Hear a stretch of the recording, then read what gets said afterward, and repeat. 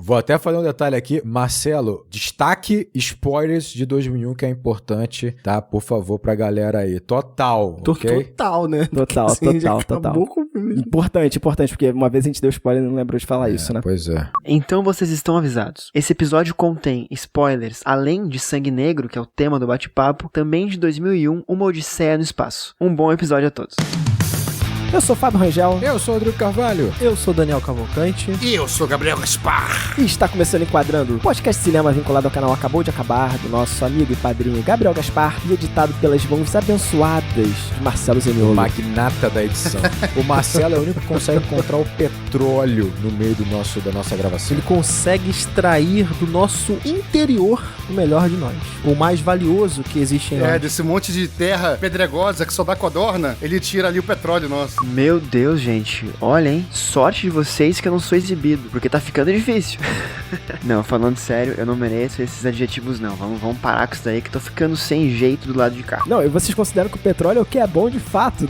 Não digo melhor, o que é bom de fato, porque o resto é descartável. Não, falei que é o mais valioso em nós. Valioso como mercadoria. Nesse momento é o que é mais valioso. Ele como commodity. Mas enfim, hoje sim, estamos com Sangue Negro, filme de 2007, dirigido e escrito por Paul Thomas Anderson. Meu queridinho.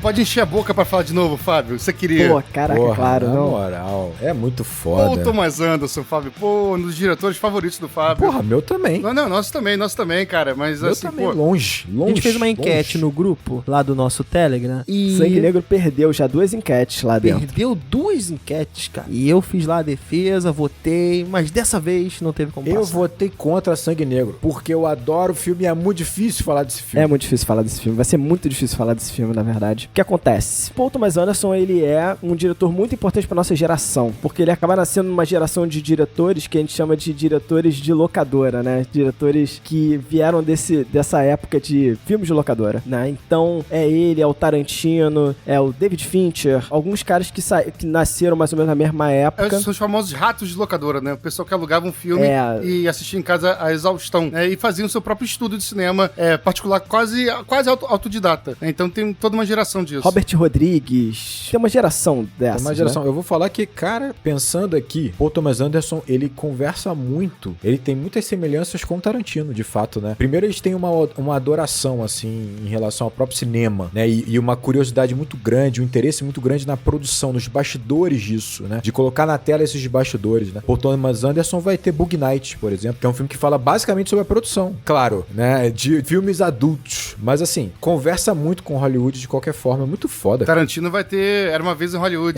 E assim, por que isso é importante, né? Porque quando a gente pensa assim, na nossa geração, que começou a assistir e se empolgar com o cinema com o Tarantino, o próprio David Fincher, o Paul Thomas Anderson, cara, isso aqui é o nosso ouro. Então a gente chegou assim, se você parar pra pensar, a gente chegou no nosso petróleo aqui, né? Então a gente chegou no... Aí é o petróleo como valor.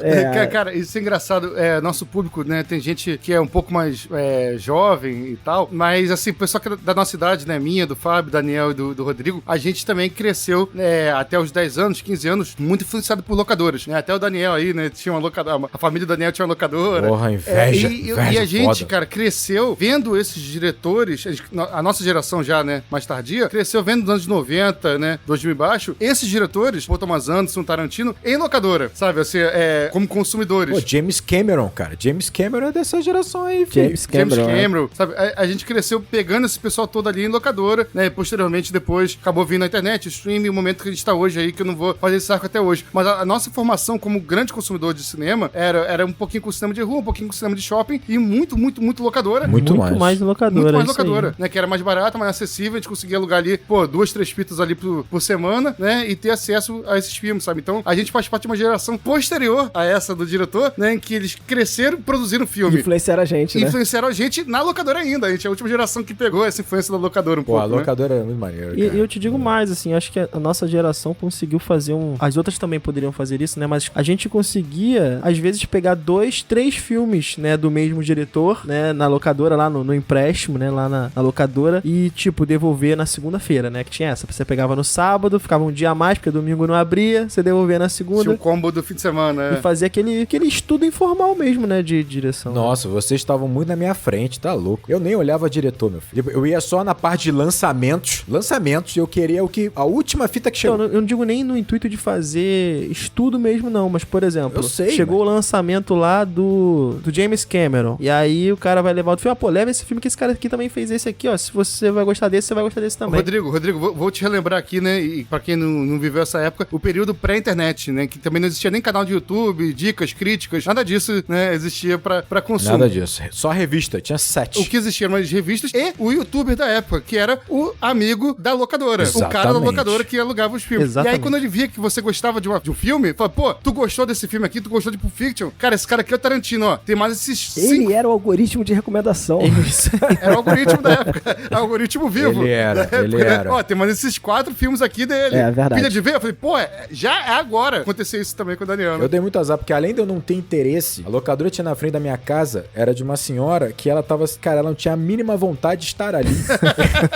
ela só queria poder vender mais um brownie ali, sabe, um bolinho que ficava na frente, e era isso. Não tinha esse conselho, eu não tive sorte, De fato, acho que eu tive o mesmo problema, assim, também era difícil uma recomendação boa do cara da minha locadora lá, era terrível, realmente. Cara, a minha mãe, ela no primeiro, ela não chamava as pessoas pelo nome, era pelo número da ficha, né, porque você tinha um número, né? Porra, eu era o 1148, eu não esqueço o número da minha ficha. Caraca. O nome da minha ficha lá de casa era o 720. Olha só como é que pode, né? Se a gente grava o número da nossa ficha na A locadora. gente grava um número idiota, né, da nossa vida, Como exatamente. assim, Exatamente. cara? Como e ela recomendava, né? Mas acontecia das vezes o cara voltar, pô, não gostei da sua recomendação, tal. E aí o cara não queria pagar pelo filme, queria outro filme. É coisas do negócio. Coisa do negócio. Ossos do ofício. Mas enfim, esse filme acaba então sendo importante pra gente por toda essa conexão que a gente tem com esse momento e são esses diretores que vão influenciar a gente pra caramba, né, como Paul Thomas Anderson. Cara, eu tenho que falar que pessoalmente, assim, o top 1 da minha vida, né, na verdade, o filme top 1 da minha vida é Magnolia, que é do Paul Thomas Anderson, é o filme que mais me marcou, assim, que eu assisto, sei lá, todo ano e realmente é um filme transcendental pra mim, sabe? Sangue Negro está aí na lista também como um dos melhores dele. Durante muito tempo eu fiquei com o Paul Thomas Anderson como meu queridinho também. E eu consegui pegar todos os filmes dele e assistir todos, assim.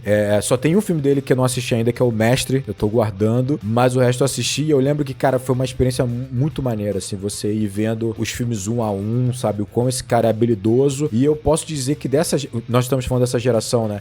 Pra mim, ele é o melhor diretor que eu mais gosto. Pra mim é o que eu mais gosto. Pra dar uma listada aqui, aproveitar que a gente tá falando de Paul Thomas Anderson. A gente tá enrolando, porque a gente tá com medo. Não, rapidinho, só pra listar alguns filmes do Paul Thomas Anderson, pra entender a carreira dele, né? Cara, Jogada de Risco, Bug Nights, Magnolia, Embregado de Amor, com o próprio Adam Sandler. Adam Sandler. Exatamente. Por Sangue Negro, O Mestre, Vício Inerente, Trama Fantasma e Licorice Pizza recentemente. O cara é bom, né? Cara, o cara é bom. Não dá. Ele tá no outro nível. Eu tava comentando em off com o Gabriel. Imagina, Rodrigo. Um cara que produz em 97.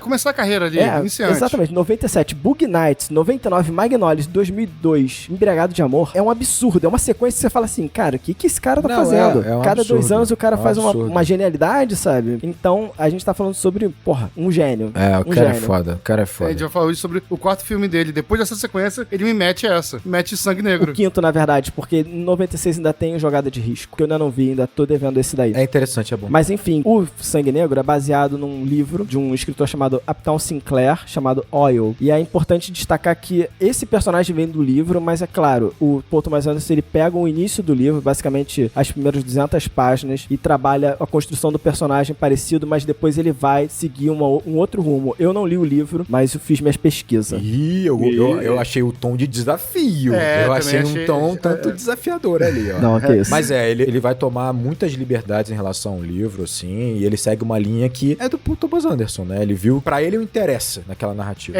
Assim, o personagem principal não é um personagem que existiu na vida real, mas ele é inspirado, obviamente, ali em vários magnatas do petróleo, desse período de transformação do capitalismo, né? Tem um em específico que foi até indicado pro Daniel Day-Lewis como uma base pra ele construir, né, a interpretação do personagem. Inclusive, esse é o dono do magnata que empresta a ele a casa, e é filmada a última cena, né, do filme, é de fato de um magnata do petróleo, né, aquela casa. Exatamente. Mas aí você vê que isso aqui é um pouco, obviamente, com uma relação mais cordial, né, do que a desse filme que eu vou citar aqui, mas acaba sendo um pouco também uma espécie de um cidadão Kane, só que em vez de falar do magnatas da mídia, né, da comunicação aqui sobre, né, os magnatas do petróleo, inspirado, né, em magnatas da vida real. Aqui, né, nos bastidores, como o Daniel falou, uma relação muito mais cordial, né, que o Orson Welles teve e o Paul Thomas Anderson. Eu gostei muito da sua relação, não tinha feito essa relação, gostei demais, porque eu acho Sangue Negro o filme mais importante do período dele. E, de fato, até agora, assim, pra mim é o filme mais importante porque ele vai resumir, estabelecer o que foi, principalmente o século XX, né? O século XX em que você tem uma sociedade do consumo, você tem uma nova etapa do capitalismo, em que você vai ter megas corporações e o petróleo,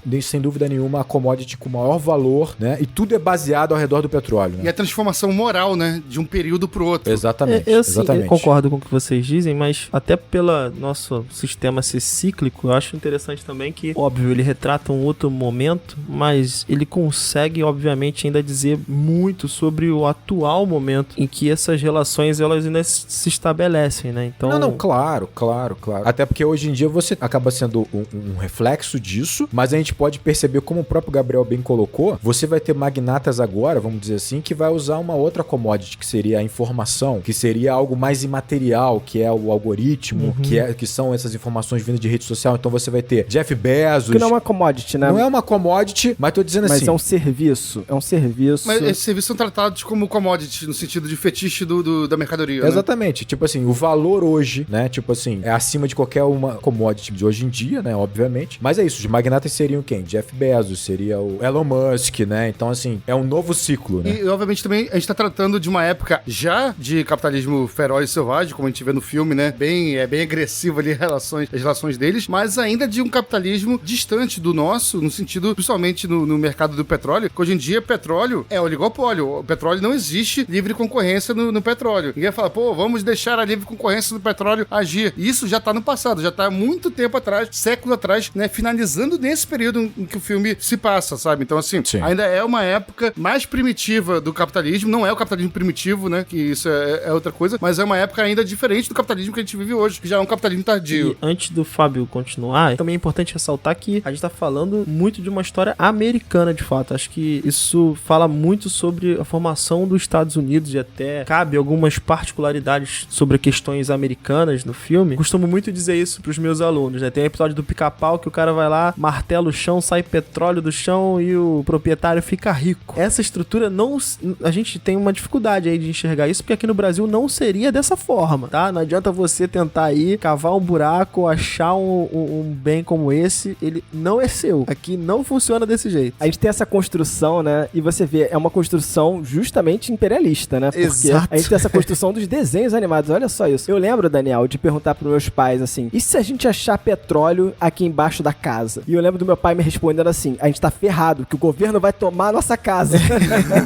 Eu falei, caraca, meu Deus. Exatamente isso. Eu achei que a gente ia estar Exatamente rico. isso. Vai pagar o valor venal da sua casa e abraço. O terror máximo da família Rangel é sair de Nilópolis. Seria realmente o final. Vamos fazer uma piscina, não cava muito, que perigo encontrar petróleo, pelo amor de Deus. Pelo amor de Deus. Então vamos lá, vamos falar de Sangue Negro. Mas antes da sinopse, gostaria de dizer que o Enquadrando, ele tem um programa de apoio lá em apoia.se/enquadrando. Então a gente tem lá a nossa campanhazinha de apoio. Se você puder ajudar o Enquadrando a se manter e a aumentar a nossa produção, a gente conseguir desenvolver mais esse projeto, que por enquanto ele é pequenininho, né? Mas um dia, quem sabe, pode ser um projeto maior. Então você pode ajudar lá na manutenção desse projeto todo e dar uma olhada que tem algumas recompensas lá. Uma delas é o nosso grupo no Telegram, que aí tem acesso direto a gente conversa lá. Então, chegar lá e falar, Fábio, não gostei ou gostei disso, eu tô lá direto, respondo na hora. Mas se você não quiser também, você pode falar com a gente nas mídias sociais. Divulga Enquadrando, porque eu sei que o momento não é fácil pra ninguém. Mas se sobrar aquele dinheirinho do café, né, Gabriel? Apoia Enquadrando. Pô, nós não somos magnatas, sabe, do petróleo, pessoal. Realmente... Nem dos podcasts, nem de Nem nada. de né? podcast, muito menos isso. Mas se você de alguma forma acha o nosso conteúdo interessante, né, quer que a gente continue com essa frequência, de repente até um dia aumentar, de repente um dia a gente poder dedicar mais tempo, que hoje a gente dedica os nossos trabalhos ao podcast, coça o bolso, pessoal. Ajuda a gente mesmo, cara. Assim, É pô, importante. às vezes qualquer dinheirinho ali que sobra, sabe, não faz diferença pra vocês, mas pra gente ali causa um grande impacto, beleza? Então considere real apoiar a gente. Gostaria de agradecer a alguns dos nossos apoiadores do projeto. Então, muito obrigado a Alexandre de Salles Bandeira, Bruno Oliveira, Lucas de Freitas, Luciana Marques, Luane Gonçalves Silva e Vinícius Teixeira. Valeu, galera. Um grande abraço e obrigado. Obrigado, gente, do coração. Antes de mais nada também, cara, pô, por favor, se você tá ouvindo a gente pelo Spotify, dá ali, né, 5 estrelas pra gente, cara, porque isso aí faz fazer uma diferença muito grande e a gente pede isso. Não é pro nosso ego, não é porque a gente fica envaidecido. Lógico que a gente fica feliz também, mas é muito importante pros algoritmos, pro nosso podcast poder vingar, né? E chegar a mais pessoas, sabe? Então, pô, se você não pode contribuir financeiramente, pô, beleza, a gente entende, cara, mas não custa nada. Você acha, pô,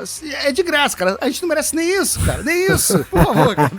Dá lá uns 5 estrelas. Dá lá, não custa nada. Ó, e vale realmente ressaltar aqui a ideia de divulgar o Enquadrando, caso você goste do que a gente faz. Vi nesses dias uma discussão, até comentei com o Fábio, de que está uma onda de podcasts acabando, né? Parece que tem gente já debatendo já que a podosfera brasileira está no seu fim, está murchando. Então, se você quer que a gente passe por essa tsunami, ajude a gente aí com divulgando, sabe? Pra pessoa que você acha, pra alguém que você acha que vai gostar do nosso material. Fábio Rangel, sabe uma forma divertida de você divulgar o Enquadrando? E que contra o nosso apelo, nosso carinho, nossa estima? Sabe qual é, Fábio? Por favor, me responda, Fábio. Me diga. Fábio sabe, mas tá sendo muito modesto. É com a hashtag tá. Enquadrando Agora. Você vai fazer o seguinte, você vai pegar o seu Twitter, também é de graça, custa nada. Sangue Negro, né? O filme de hoje é um filme que, né, você encontra, procura petróleo, procura onde? No chão.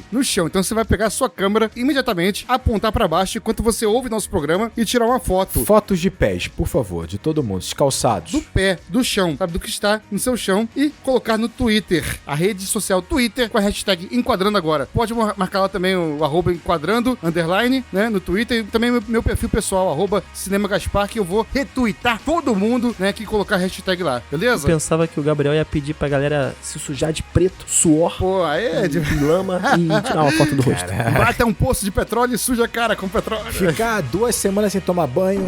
Olha, 22 minutos de blá blá blá. A gente tá com medo. A gente tá apavorado. Essa que é a verdade. Vambora. Bora, Fábio. Manda, brilha aí, Fábio. Daniel Plainville e seu filho adotivo vão viver uma história sobre religião, ódio, loucura e os primeiros anos do negócio do petróleo. Gostei, tem um certo impacto. O negócio do petróleo caiu um pouco ali Vários adjetivos, né? Remete a gente pro mar de emoções. Bom. Tava forte, tava bom. Mas o negócio do Podia petróleo... ser mercado, né? Podia ser mercado do petróleo. negócio do petróleo deu O uma... negócio deu uma caidinha, mas Vão viver altas confusões no mercado do petróleo. altas confusões. Negócio do petróleo. Mas foi bom. Mas de qualquer forma, cara, a primeira coisa que eu acho que a gente pode falar desse filme é essa introdução. Porque essa introdução ela é muito marcante pra mim. Começa por aí, né? É só pra você, eu acho. Realmente, assim, eu acho que essa é marcante pro Fábio. Nem lembro. Eu não lembro da introdução. Não, pelo menos pra mim, assim, porque, com sinceridade, assim, essa introdução fala muito sobre o que a gente vai esperar do filme, né? Fala com tranquilidade, Fábio? Falo com tranquilidade. Esse início de filme, né, cara, é uns 15 minutos mais ou menos de filme, praticamente sem diálogo, né? Só com uma trilha sonora batendo ali, né? Eu tava assistindo o filme, né, agora revendo o programa, ali no quarto, né? A Jennifer tava na sala. Ela entrou no quarto, falando, pô, isso você tá vendo é um filme de terror? Por acaso, pô, pela trilha? Ela falou, não, o que tá acontecendo agora em tela? Eu falei, é um momento alegre, eles estão encontrando petróleo. Teoricamente, né, simbolicamente, a gente vê como um momento de regozijo, de festa, né? Mas a trilha sonora deixa a gente tenso o tempo inteiro. Quando a gente lembra que o nome do filme em inglês, né, não é Sangue Negro, né, é There Will Be Blood, né, haverá sangue, né, numa tradução limpa, né, enquanto eles estão encontrando petróleo, a trilha tá tenso, e aparece o nome do filme, Haverá Sangue, sabe? A gente vê o tom trágico que a película tá dando pra todo esse mercado, né, e esse clima, né, como assim como a corrida do ouro, né, vai ter a corrida do petróleo. O tom trágico, né, desse negócio de petróleo, como o Fábio disse aí. E eu lembrei muito da ideia do cinema mudo, porque a gente conversou nos programas anteriores, a ideia da gente conseguir fazer cinema só com o visual, né, só com o que tá em tela, sem a trilha. E em determinados momentos dessa montagem inicial aí, dos 15 minutos... E sem muleta de diálogos tantos, né? Não tem diálogo algum, né, e você tem muitas vezes silêncio, absoluto silêncio. Demonstra realmente o isolamento, né, e o que deve ser trabalhar em condições como essa. Não sei se vocês já tiveram essa experiência de entrar numa mina, de fato. Ainda bem que não. É uma situação absolutamente claustrofóbica, assim. Então, acho que essa sensação passa pra qualquer pessoa, né, que tá vendo as cenas iniciais. Mas pra mim, cara, rever o início de Sangue Negro foi uma experiência até meio que sensorial, de fato, assim, porque realmente passa ali uma situação de claustrofobia que me voltou na memória, de fato, né? Me pegou Cara, e essa sensação sua, Daniel, desse surgimento, né, e apresentação do nosso herói trágico, eu não vejo como à toa, porque eu vejo praticamente quase como um nascimento dele, sabe? Ele encontra ali quase num útero, né, num buraco inóspito, sujo, né, com resto de coisas que depois ele vai descobrir que pode ser ouro, né, metais preciosos tal, mas é um ambiente sujo. É prata. Ali especificamente prata. No caso, é prata, né? Metais preciosos, no caso ali é prata, e ele tá ali sujo, afastado da civilização, afastado de toda a civilização e a própria moralidade daquela civilização, que depois algo que o filme vai trabalhar, e naquele buraco sujo e longínquo, né, e com metais preciosos, com dor e acidente, né, e explosões, surge, né, o nosso protagonista, né, nosso, aspas, muitas aspas, herói, né, desse filme. Queria falar o seguinte, até pra puxar essa ideia, porque quando você falou agora, Gabriel, pareceu uma coisa até como se ele surgisse um herói dali das profundezas, né? Mas esse filme ele também vai ter uma pegada, fazer um paralelo muito com a religião. Uma religião, e principalmente uma religião muito presente nos Estados Unidos, né? Que é esse protestantismo. Eu vejo até quase com muita a crítica à religião até, não só referência como... Sim, também, né? Vai fazer a crítica à religião, principalmente a neopentecostal. E aqui eu vejo muito... como é que começa, né? Ele começa dentro de um buraco, né? E aí ele sai de dentro desse buraco. Quando ele tá ali, tá tudo escuro nas trevas e batendo com aquela picareta, né? Tudo escuro nas trevas. Isso já me traz a ideia de, cara, um ser meio maligno saindo dali de dentro, entendeu? Quando ele sai e a ganância dele, sabe, faz com que ele volte e ele cai, sabe? Isso me lembra, quase faz um paralelo comigo a um anjo caído, sabe? Um anjo caído. Não, perfeito. Um anjo quebrado. Não, eu ia fazer exatamente essa relação. Tipo assim, eu acho que muito importante esse destaque. Ele nos é apresentado na escuridão. Na escuridão. No subsolo, nas profundezas daquela terra. Isso demora muito pra conseguir ver o rosto dele. Isso demora muito pra conseguir ver. E eu acho que ele vai ser evocado em vários momentos, principalmente pelo tema religioso, como se ele fosse de fato um demônio, o diabo. E aí você pode fazer uma questão, um exercício interessante, né? O que seria o diabo no nosso mundo em que ele decide ser um mega empresário, sabe? Ele seria o empresário, porque ele não tem nenhum limite social, ele não tem nenhuma amarra. Então assim, eu acho que tem esse paralelo sem dúvida nenhuma. Ele constrói a sua própria ética. Exatamente. Olha lá. Exatamente. E esse filme tá cheio de signos, né, também, e alguns estão aqui nessa primeira montagem, né? Vocês falaram muito bem, ele é apresentado como algo, uma força negativa, pelo menos, né? Pelo menos eu nesse primeiro momento, eu não classifiquei ele, por mais que a ideia do associar ele ao esse anjo caído seja realmente muito, muito tentadora, assim, vamos dizer. Mas eu achei muito, muito interessante como essa montagem inicial, ela constrói uma tensão o tempo todo, assim. Você tá aos 15 minutos, você tá tenso, você tá absolutamente tenso. E ela te dá algumas informações que... Botei essa montagem 2 vezes, né? Eu vi pela primeira vez, aí eu chamei a minha esposa pra ver essa montagem também. Porque eu tive uma interpretação logo no início da criança. Tem uma criança na montagem, né? Vocês lembram que ele adota o filho. É uma criança. Isso já é na seguinte, já na exploração seguinte. É o que eu falei da montagem dos 15 minutos aí. Não, beleza. Nesse início sem A diálogo. introdução. Vocês lembram? Ele primeiro tenta apagar, ele acende a dinamite, ele sobe, né? Ele vai ter ali uma tensão porque ele não vai conseguir puxar o balde. Então ele constrói essa tensão o tempo todo. Você sempre acha que vai dar alguma coisa errada e quando dá tudo certo, quando ele tá descendo pra colher o fruto é que ele se machuca. Uhum. Ao sair, tem aquela cena dele se arrastando no chão. E a primeira coisa que me veio foi, cara, o Daniel Day-Lewis, ele é do método, né? Ele se arrastou no chão naquelas pedras e ele faria isso. E essa cena é só o início de uma série de outras cenas em que se você parar pra racionalizar um segundo, se desconectar um pouco do filme e pensar, cara, como esse cara gravou isso? O que o ator se submeteu? O que ele se submeteu a correr dezenas e dezenas de metros com uma criança no colo, por exemplo, né? Quantas vezes ele tentou fazer isso, teve que fazer isso. Mas, enfim, com relação à criança, que é o ponto que eu queria chegar, a ideia do símbolo, como eu falei, eu passei essa cena 2 vezes pra minha esposa e ela teve uma leitura um pouco diferente da minha. No primeiro momento eu interpretei que a criança era neta dele, né? Que o rapaz que morreu seria um filho e ele adotou ali o neto. Ligeiramente ambíguo. Irrelevante no caso, mas de qualquer maneira uma coisa me chamou muita atenção nessa cena. Felizmente me provou, né, ao longo depois que era verdade, que a ideia dele pegar a criança na mala. Ele não tira a criança da mala, ele usa a mala e coloca a mala no colo, né? Ele fala com a criança dentro da mala, um cesto. Cesto esse que ele já usou antes. Você viu ele colocando as ferramentas dele dentro do cesto pra puxar o cesto. Então a criança pra mim sempre foi uma ferramenta. Boa relação. Né? A criança é só mais uma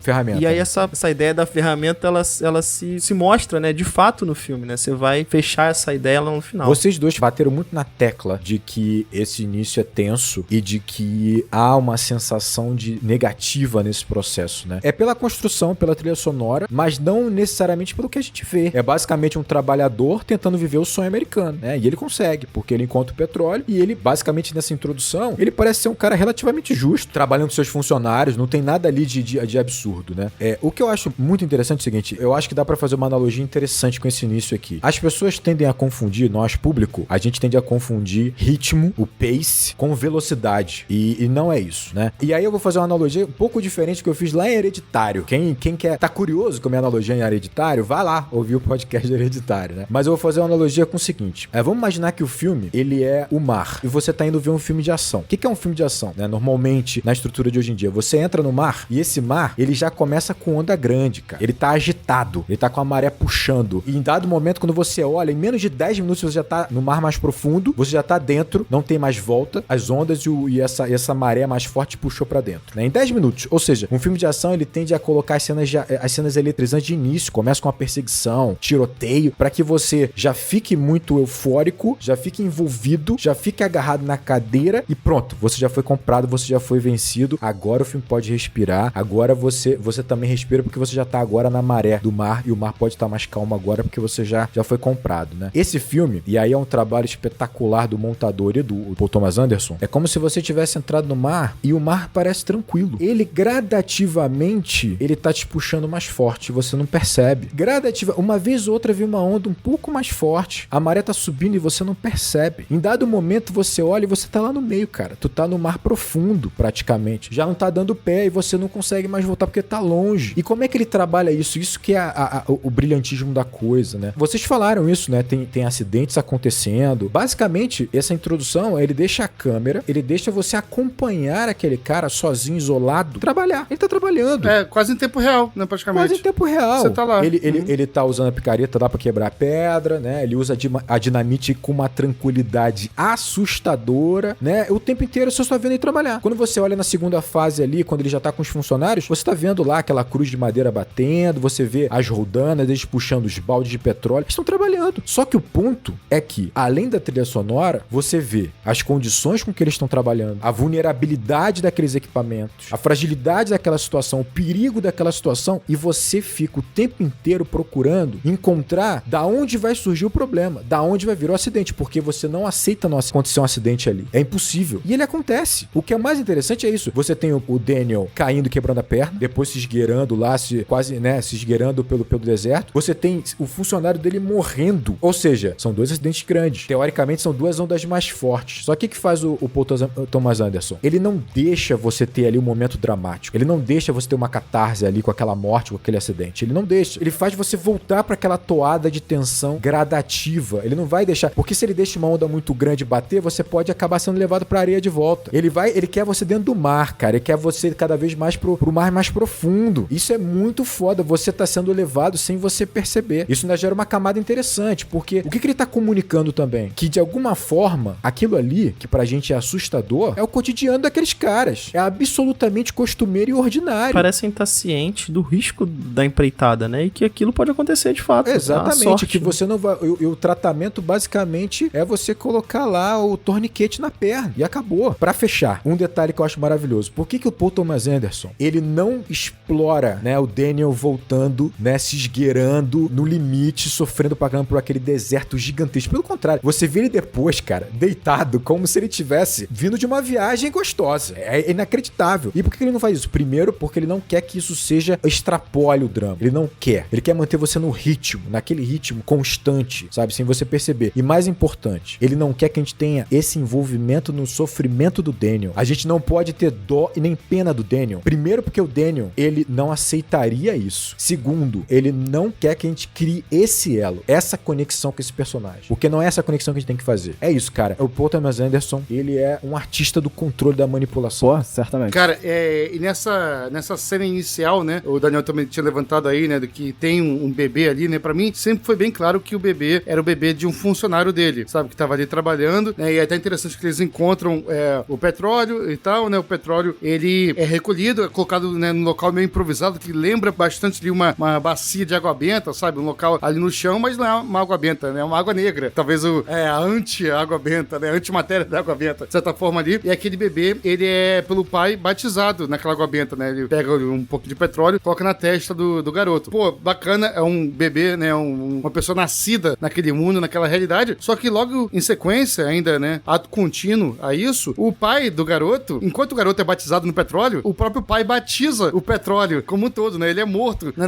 na bacia de petróleo, uma morte com bastante sangue, e ele É morre. praticamente um sacrifício do diabo pra receber a recompensa. Bastante seguro. Você vê o sangue dele escorrendo ali, o sangue dele contamina aquele petróleo, de certa forma, sabe? Todo o petróleo que tá sendo tirado de lá é um petróleo com o sangue, né, daquele trabalhador. Ele literalmente tira e drena aquele sangue pra consumo, né, de petróleo dos outros, sabe? Então, mostra esse círculo vicioso, mostra sempre um sacrifício humano, né, de algum funcionário, o sangue daquele funcionário sendo drenado, sabe? Pelo dono, no caso ali, né, pelo personagem do Daniel. E sempre que tem um acidente, sempre, seja inicial, o dele mesmo com a perna, seja de um funcionário morrendo, seja o filho dele ficando surdo, seja alguma coisa explodindo, sempre esse ciclo de acidente com derramamento de sangue termina com ele ficando mais rico, sabe? Termina de forma positiva financeiramente pra ele, sabe? Como uma oferenda, né, aos deuses, né, daquele petróleo, sabe? Então, assim, é uma ligação moral, né? E ao mesmo tempo, cara, a palavra proletário, né, pra quem não sabe, proletário é a pessoa que não tem os meios de produção, não tem nada além da sua própria prole, né? Seus próprios filhos pra vender, pra oferecer como mão de obra, né? Ele explora o proletário dele a um ponto de que ele justamente derrama o sangue e drena o sangue do seu funcionário e adota a prole, né? A única coisa que ele tinha pra oferecer pra ele. Adota como uma ferramenta, como vocês falaram, né? Colocando a caixa de ferramenta pra usar aquilo pra vender, né? E pra conseguir mais petróleo, sabe? Então, é uma construção, é o nascimento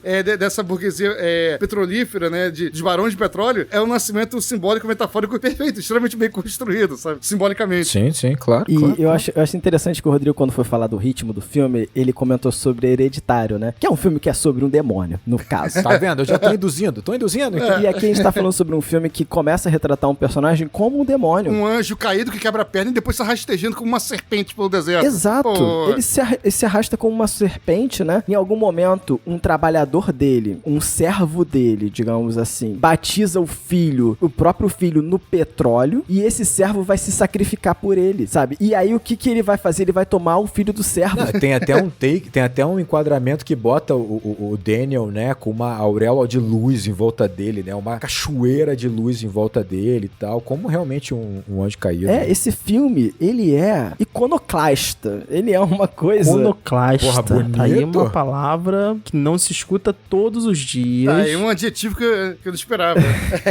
Eu não ouço no trem. Mas é interessante que é o seguinte, a gente tá falando isso, mas ao mesmo tempo, o filme ele realmente tem todas as suas camadas de interpretação. Sim, quando você claro. vê o balde caindo no funcionário, poderia ter sido o Daniel, pra você ver como esse sonho americano ele é frágil. E aí o funcionário teria talvez herdado aquele poço, né, simplesmente porque não teria outro pra ocupar e ele tava hierarquicamente talvez superior aos outros. Perfeito. É muito forte, e aí por isso que eu falei lá no início a ideia de a gente tá associando muito a ideia da história americana, de fato, essa ideia de um destino manifesto, né, de predestinação, que tá muito associada a essa cultura, e entender que tudo que a gente falou aqui tem, obviamente, a interpretação religiosa, mas se a gente aplica de fato a ideia, como o Gabriel colocou ali, da exploração, do liberalismo, né, do self-made man, do faça você mesmo, esses riscos são riscos que essas pessoas, elas assumiram, elas interiorizaram, e é isso, bola pra frente. Algumas ficam, outras passam. E eu acho interessante a gente ter essa noção e falar isso aqui, porque esse self-made man, ele sempre vai falar que ele conseguiu em função do esforço dele. E o esforço nem sempre é só dele. Mas que seja. E que seja dele também. A gente dá o mérito. O cara foi rastejando do poço até a cidade, se esforçou, sim. Mas não é só dele, claro, pô. Não é só dele. Não é nem disso que eu tô falando. Pode ser até somente dele. Mas existe toda uma estatística pra isso acontecer. Então, como o Rodrigo disse, poderia não ter sido ele. O outro poderia ter sido ali atingido. Vamos colocar assim, não foi mérito dele não ser atingido. 50-50, por exemplo, você poderia rolar uma moeda e decidir ali quem ia ser o futuro dono daquele poço, digamos que fosse isso. E eu acho interessante o seguinte, né? Você fala sobre essa questão de faça você mesmo, né? Em como o Daniel, ele entende, compreende isso muito rápido. E ele, quando que ele vai ganhar voz? É quando ele já está como um empresário do petróleo. É quando ele está limpo e arrumado. Ali ele tem voz. Antes, ele é só um funcionário sujo como qualquer outro, sabe? Encardido no esforço da picareta da enxada. Ele tem a voz quando ele está como empresário, sabe? Ali ele tem voz. E o interessante é que quando ele tem voz, por ele ter poder, ele constrói o passado dele. Ele constrói quem ele é. E o interessante é que não é o passado que nós vimos. A gente viu o passado dele, que é um passado que importa, porque pra ele, antes dele achar prata, não importa o passado dele, não conta pra história dele, mas o interessante é isso, ele constrói o passado dele. Então ele usa o filho como uma ferramenta, porque a questão da respeitabilidade do senhor de família, do pai de família, comunica muito bem no meio empresarial, é muito importante pra você gerar familiaridade, segurança. Então, ele entende tudo isso, ele constrói a persona dele, constrói o passado dele e constrói quem ele é. E a partir dali, ele é esse cara. Eu sou o homem do petróleo, sabe? O engraçado é que nós vimos o passado dele como foi de fato.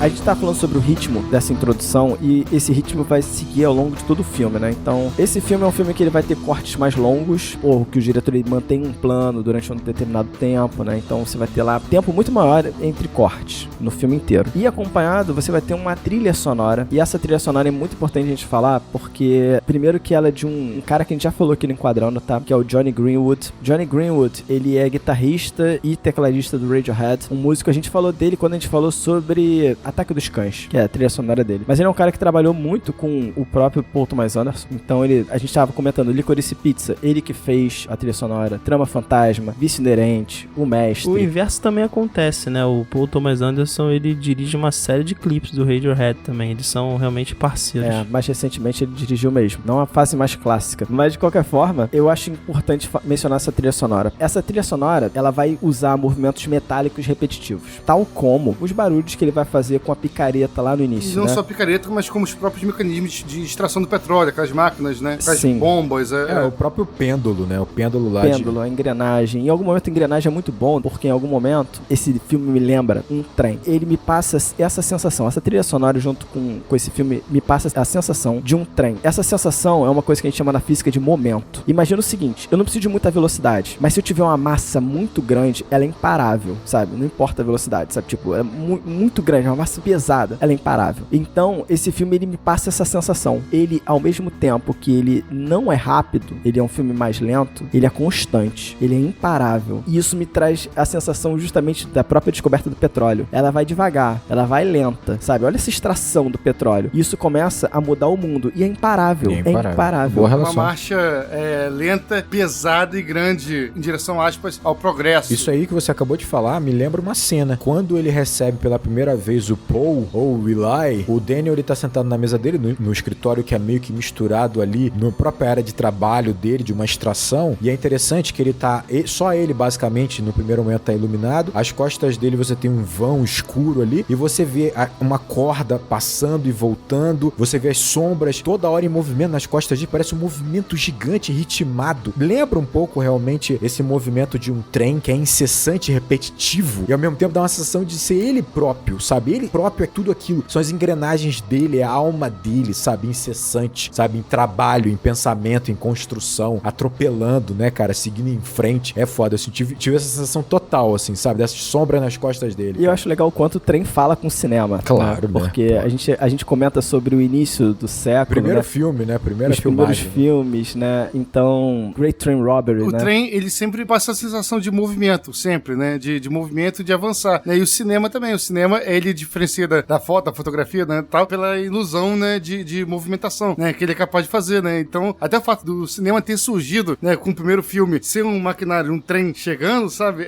Combina muito, né? Dialoga muito com a tecnologia da época, né? Combina. Se você pensar num filme, de fato, uma película rolando, não é muito diferente de um trilho, né? Não é diferente de um trilho. E eu queria só fazer um paralelo entre o trem e a torre lá, eu não sei como é que é o nome dessa torre de petróleo. Você sabe, Daniel, o nome dessa A torre? gente chama de torre de petróleo. Torre de perfuração. Uma torre de perfuração. Em algum momento tem um trem que chega nesse filme. E isso me lembra muito aquele filme anterior que a gente tá comentando aí. Na verdade, uma filmagem do cinema, né? Muito anterior, muito lá no início do cinema, que você filma o trem chegando. Em algum momento aqui tem uma cena que filma o trem chegando na plataforma. Eu vou fazer um paralelo dessa cena que você vê o trem chegando, você ouve o trem chegando, você vê a fumaça dele em cima, com o momento em que ele vai, perfura e finalmente sai o petróleo e o petróleo explode ali, né? Aí sai aquela fumaça negra no céu, né? E vem a trilha. A trilha retorna essa sensação do trem e o que você vê, as pessoas ali em volta e você tem aquela magnitude gigante, aquela torre e aquela fumaça negra saindo. Pra mim é a mesma coisa, coisa, sabe? Tipo, você tem uma coisa absurda ali vindo na sua direção, imparável. Cara, e só colocando, complementando isso que você falou, Fábio, né, ilustrando, essa questão do trem, né, numa cena anterior, né, mostra, na verdade,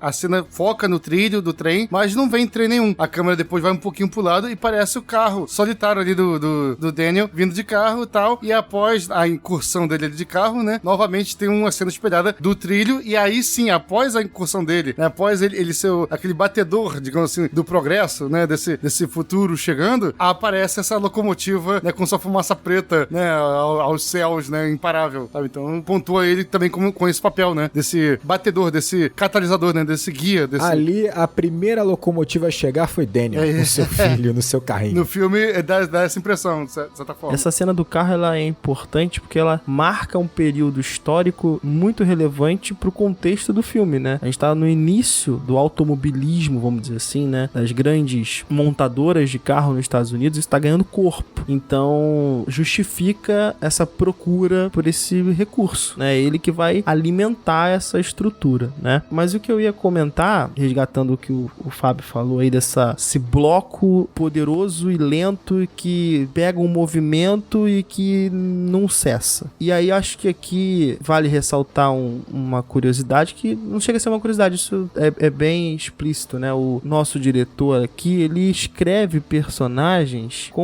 visando atores, né? Em específico. E o personagem do Daniel foi escrito para o Daniel Day-Lewis. Isso tá nos materiais de extra do filme, enfim. Você consegue achar essa informação com certa facilidade. Ele chegou a dizer que se o Daniel Day-Lewis não aceitasse, não haveria filme. É nesse nível. E acho que aqui, o que o Fábio tá colocando aí como esse bloco que caminha incessantemente e você, por vezes, não consegue tirar os olhos, acho que isso tá muito associado à ideia do Daniel Day-Lewis e como, às vezes, a escolha de você manter a câmera na expressão facial, você manter a câmera na reação do Daniel Day-Lewis, né? Manter a reação dos mínimos detalhes desse ator faz com que você acaba construindo essa ideia de que você tem um personagem que ele tá crescendo sistematicamente, ele tá cada vez mais, você tem mais uma informação sobre ele, cada vez mais você tem mais uma linha dramática sobre ele, e isso vai ganhando corpo, e a genialidade é você manter, porque você tem um ator ali na frente que vai carregar esse peso todo que o Fábio tá colocando aí. Pra mim é isso. Que é tão genial quanto o diretor, É um trem que a cada momento tu tá colocando um vagão a mais nele, né? Eu acho que é uma escolha, talvez, a genialidade esteja sobretudo nessa noção prévia de que, cara, para eu construir o que eu quero construir, eu preciso de um ator que vai segurar esse peso sistemático aí, vai ser à frente da minha locomotiva e ele é que vai, né, puxar esse peso todo pra chegar lá no final e rolar aquele impacto. Claro. E não só isso, se você for ver, o Daniel Day-Lewis, ele trabalhou ativamente no personagem, em que basicamente ele tirava algumas dúvidas com o Paul Thomas Anderson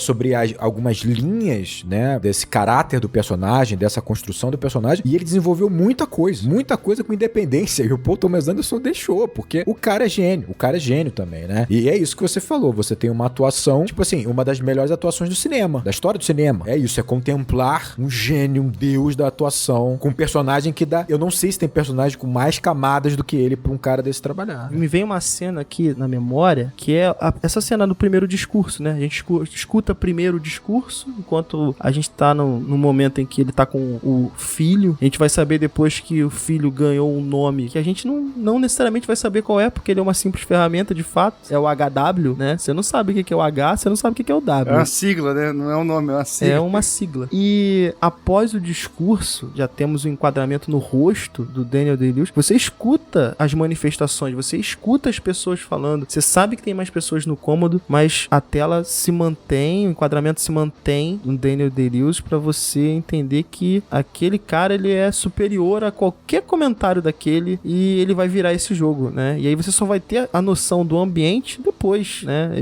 Eu acho, sinceramente, assim, que é um trunfo muito grande tu ter um cara desse na atuação tua produção. E cabe aqui também fazer uma ressalva que, obviamente, esse cara não tá sozinho, né? Além da direção, a gente vai falar, imagino que um pouco mais pra frente, não vou nem entrar muito nisso, mas existe aqui também um trabalho muito grande do Paul Dano, né? E que vai fugir um pouco dessa ótica da escolha do ator, né? E houve aqui uma questão, né? O Paul Dano, ele foi escalado simplesmente pra fazer um pequeno papel em virtude de uma desistência, né? Ou em virtude de um processo. O ator que faria o Paul Sunday, ele não continua na produção e o Paul Dano vai fazer também. Aí sim os irmãos viram gêmeos, né? Dentro dessa estrutura. Essa mudança no roteiro. Isso, tem essa mudança no roteiro, né? Que funciona bem pra caramba. Não, funciona e ainda traz uma camada. É loucura. Muito é doido. loucura, isso é uma loucura, né? Traz uma camada. E só pra juntar, né, casar com o que o Fábio tava colocando, né, dessa ideia da trilha sonora, é importante aqui como o Paul Thomas Anderson também trabalha a ideia do silêncio como parte dessa trilha sonora. O silêncio vai ser tão importante por vários momentos, tanto quanto, né, o fundo musical ou aquele punch agudo que existe em alguns momentos do filme, né. E aí é impressionante como esse silêncio, associado à contemplação da expressão facial do Daniel Day-Lewis, ele acaba te passando muita informação. Às vezes o fato desse silêncio aparecer, ele te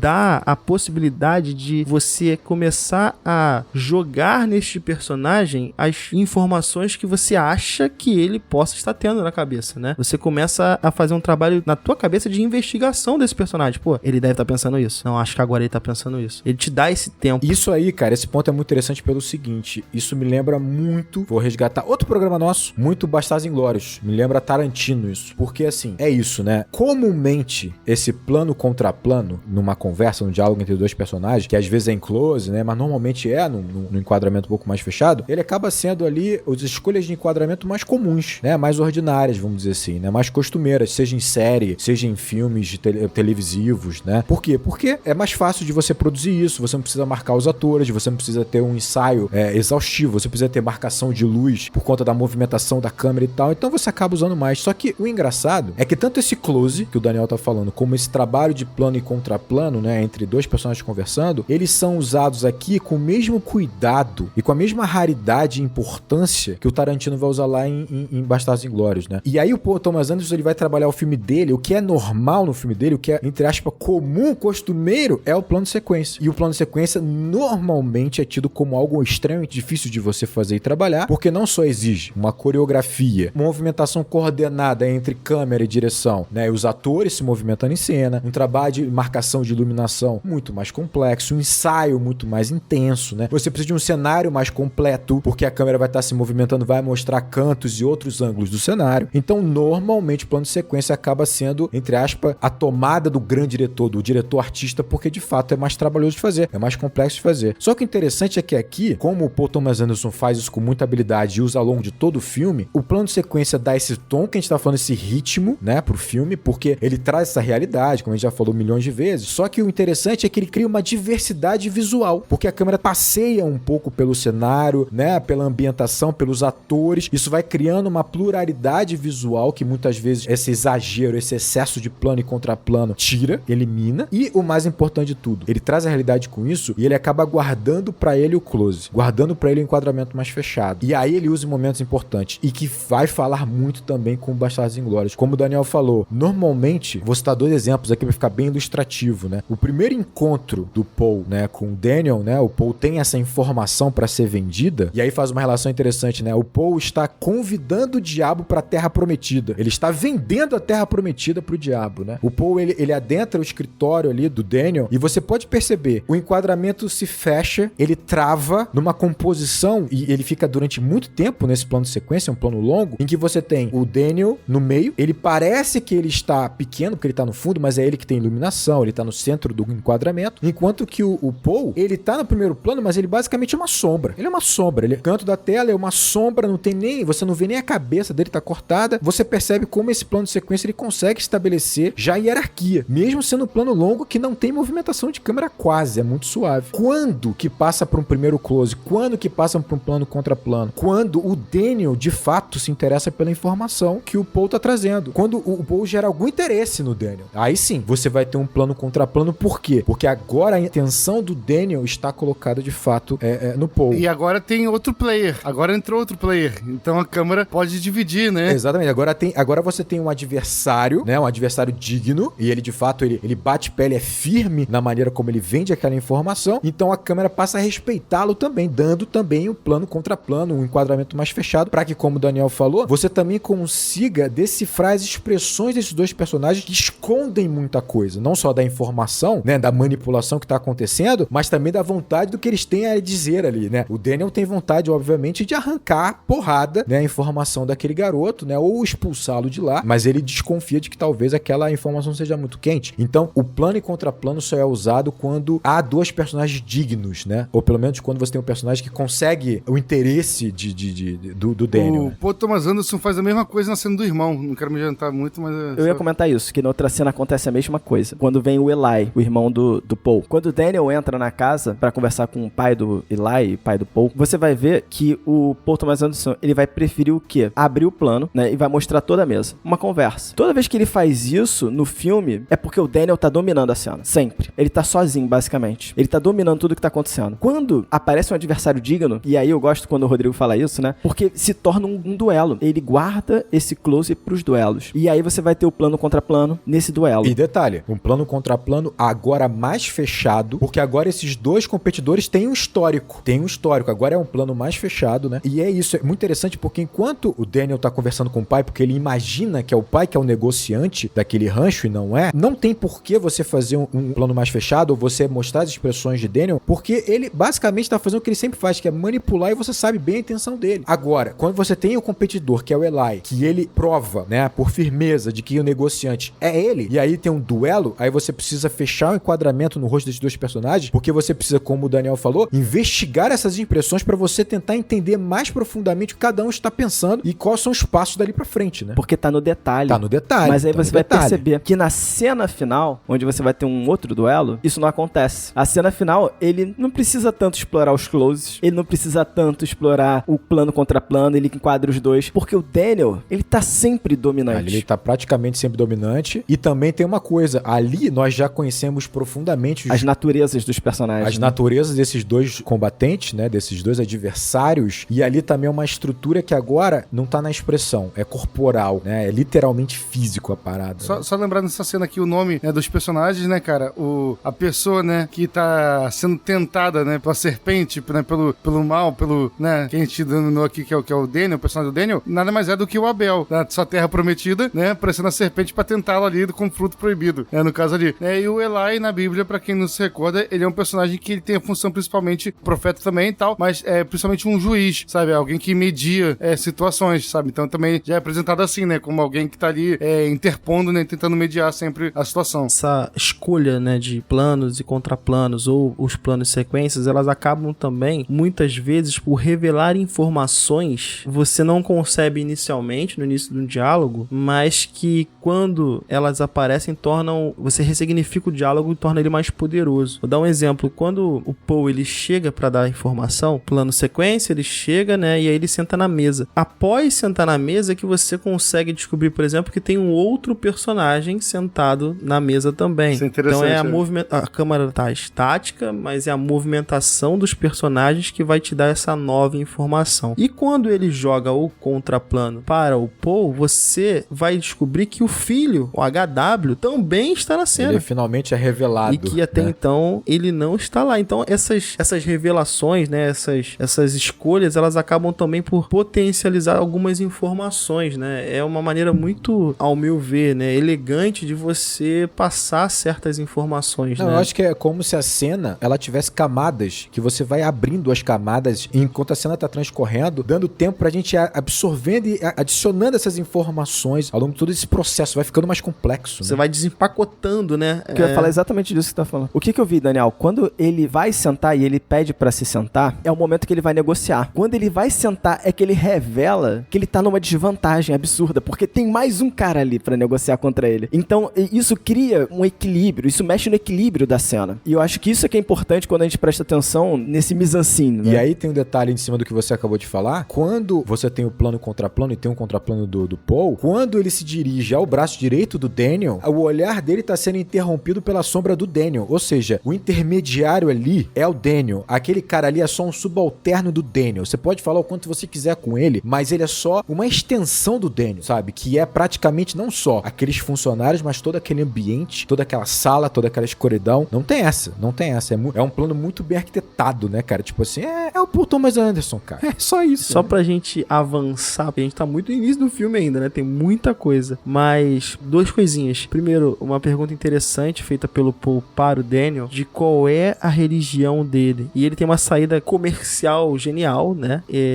Eu não tenho problema com nenhuma. Respeito todas. É uma saída também comercial, mas pode conversar muito com aquela interpretação que a gente tava fazendo lá no início, né? De um tom mais religioso, vamos dizer assim. Tipo, os deuses são vários de várias religiões, mas o diabo é sempre o mesmo. Exato, por aí. Mas me remete muito uma frase, logo quando eles estão saindo, que o Daniel convida o Paul pra dormir ali, né? Não sei se vocês lembram, né? O Paul, obviamente, fala, não vou dormir aqui. A gente não teve ainda informações suficientes nem sobre o Paul, nem sobre o Daniel, mas o simples fato desses silêncios entre os diálogos que acabou de acontecer, começa a te suscitar certos questionamentos que logo quando ele pergunta, quando ele induz o cara, né? Fala, você pode dormir aqui? Eu já fiquei pensando, não faça isso, porque esse cara pode ser capaz, veja bem, ele não me mostrou nada que aquele cara era capaz de repente matar o cara dormindo, por exemplo, mas o simples silêncio suscita uma dúvida, olha, esse cara talvez possa fazer isso, sabe? E isso acaba te construindo um personagem, talvez um Daniel pra você seja diferente do Daniel pra mim, ainda que ele tenha características que a gente possa achar aqui que são parecidas ou as mesmas, isso cria uma espécie de,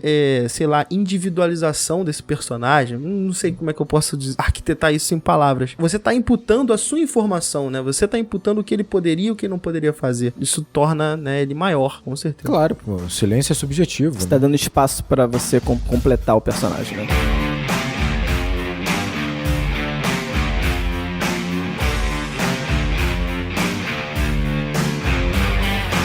Mas a gente estava comentando sobre a trilha desse filme. Em algum momento essa trilha ela vai mudar um pouco, que é na cena final. A cena final, a trilha muda. A trilha se torna uma trilha, eu vou colocar assim, me traz uma ideia de advento, uma coisa magnífica, uma trilha clássica. Quase divertida. Eu tava até falando isso com o Fábio antes de começar a gravação, né? A trilha parece trilha de a feira de ciências modernas do início do século XX. Olha as tecnologias da virada do século. Caraca, foi bem específico. Bem específico, né? Mas sim, e aí vocês estavam comentando sobre um paralelo que esse filme poderia ser feito com o Cidadão Kane. Mas aqui a gente não tem Rosebud, né? Rosebud. A gente não tem Rosebud pra esse personagem. A gente não tem um tom otimista no final que você pense, ele escondia uma felicidade ali em algum momento. Esse filme não tem isso. Ele é totalmente pessimista. Mas ele vai me remeter a um outro filme, que é 2001, né? Ele vai acabar evocando 2001 pra mim. Porque ambos os filmes, eles falam sobre uma necessidade da evolução da raça humana. Eles falam sobre um determinado progresso, que vem através de alguma coisa, né? Aqui a gente faz um paralelo entre o monolito... Através de alguma ferramenta. Vamos colocar uma ferramenta, mas eu queria colocar o seguinte, é porque a ferramenta é um instrumento que é apresentado, mas a ideia vem do monolito, por exemplo. Em 2001, um monolito, ele é quem traz o advento da ferramenta, né? E a ferramenta é o que a gente precisa para a evolução. E aqui, de uma certa forma, esse filme faz um paralelo entre o monolito e o nosso petróleo. Em algum momento, você vai ver que tem cenas muito parecidas nesse filme com 2001. Por exemplo, vou citar algumas aqui, né? A cena em que o Daniel bate com o pino de boliche na cabeça do Eli tem um plano muito parecido com 2001, onde o primata bate com o osso no outro primata, né? O osso, sim. Outra cena, posso dar outra cena, Fábio, também, que parecida? Dá outra cena aí. A cena em que eles encontram petróleo pela primeira vez, né, e sobe ali o pino sujo de petróleo, e ele coloca a mão, né? Perfeito. Suja, a mão pro alto. A mão pro alto, como se estivesse encontrando um monolito que vai provocar a revolução, né, a evolução daquela espécie. Em 2000 tem exatamente uma cena do primata levantando o osso, Gabriel. Igualzinho. Isso. Igualzinho. 2001, pra quem não tá acostumado com a temática do filme, é um filme, daria um programa inteiro sobre ele, né? A gente não vai entrar nele aqui. Não, daria, de fato. Né? Com certeza daria mais. Porra, com certeza daria mais. Porra, essa é a premissa do quadrado. Não, mas assim, é um filme, né, em que sempre, em determinados momentos digamos assim, da evolução humana, aparece esse instrumento, esse monolito, né, em que, né, o ser ali, o primata, etc e tal, vai encostar naquela ferramenta e vai ter uma evolução a partir dali, um salto evolutivo, a partir do contato com esse monolito, né? Então, muito interessante esse paralelo que o Fábio fez, justamente do petróleo ser esse monolito do mundo moderno, né? Ser esse mecanismo, algo alienígena, algo, né, fora, né, do nossa rotina, do nosso dia a dia, que o ser vai encostar, né, levantar a mão suja de petróleo e a partir daí vai ter uma evolução. Quando eu falo evolução, não é no melhor sentido da palavra, né, mas assim, uma modificação do ser humano. Pessimista pra caramba. Não, você consegue fazer esse exercício direto, né? Porque você vai ter, e não é à toa, que o Kubrick vai colocar o monolito preto, né? Você pode relacionar com petróleo, antes você pode relacionar com carvão, e assim vai, né? São os monolitos, né? Transformação. E quando você para pra pensar, essa evolução que o Gabriel tá falando, que não necessariamente é uma evolução no ponto positivo, assim, olhando pra palavra, né? É um avanço, porém um avanço que ele vem corrompendo tudo, né? Quando o 2001 ele apresenta a ferramenta, ele mostra a corrupção ali em cima da ferramenta. A primeira ferramenta é pra matar, sabe? A enésima ferramenta do filme, né? O HAL 9000, é pra matar, sabe? Tipo, é corruptível também, da mesma forma. A gente se apega a essa palavra progresso como algo positivo, sabe? Mas progresso é avanço, né? Então, se o pessoal que gosta muito dessa palavra, eu sou progressista, se a civilização tiver fadada a um fim trágico, o progresso é uma aceleração rumo ao precipício. Pode ser. Enfim, ferrou. Né? Enquadrando acabou de defender o conservadorismo, vamos travar onde estamos agora, porque aqui a gente garante que a gente não vai ter a tragédia final. Não é esse ponto, não é esse ponto. O ponto é ir pra outra direção.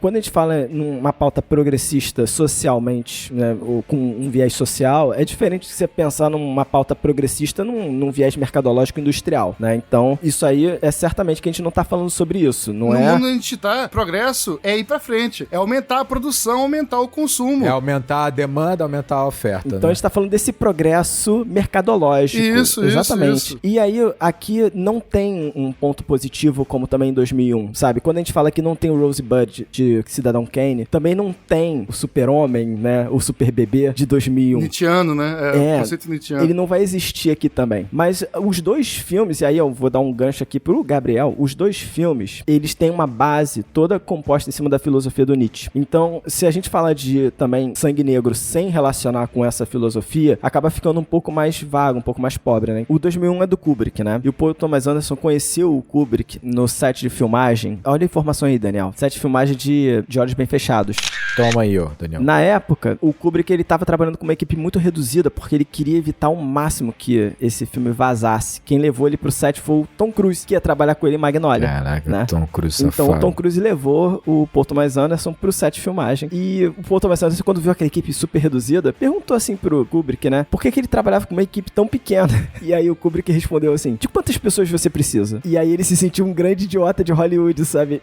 Ele fala, bom, ali eu me senti um idiota de Hollywood. Eu falei, caraca, eu tô falando com um gênio. Ele fez uma pergunta idiota, tomou uma. E eu acho muito interessante isso, porque os dois têm esse paralelo nesse filme. Então vou abrir aqui, Gabriel, vai, manda ver aí. Niilismo, Gabriel, em relação a Sangue Negro. O Márcio já saiu há um tempo, você pode falar à vontade, não tem problema. Não, então, não é nem somente a questão do niilismo, sabe assim? Mas, enfim, a gente tá falando sobre essa questão do progresso inevitável, né? Digamos assim, do futuro, né? E o personagem, em última instância, né? O personagem do Daniel, né? Um personagem que ele tá destruindo toda uma moralidade pregressa, que é uma moralidade religiosa, em prol de um progresso, de uma construção de uma nova moralidade em que o dinheiro passa a dar as cartas, as ordens, enquanto antes havia uma questão, um peso moral, religioso muito mais forte. É uma transição, sabe, desse período. A gente pode tentar ver até o personagem do Daniel como essa espécie desse super-homem, sabe, desse primeiro homem, dessa nova era, sabe, transacional, né, que tá ocorrendo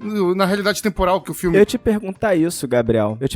Porque ele seria capaz de, assim, pouco que eu conheço, seria a pessoa capaz de construir a própria ética. Isso, exatamente. Ele renega a ética anterior daquele mundo, que é a ética religiosa, né? Em todos os conflitos que você vê, né, dele ali com a igreja, com a religião, né, com a figura ali do pastor, construindo a sua própria moralidade, né? Então, assim, ele pode ser visto, né, como uma espécie desse super-homem do Nietzsche. Mas pra mim, até a obra do Nietzsche, que me remete mais a esse filme, é o Anticristo.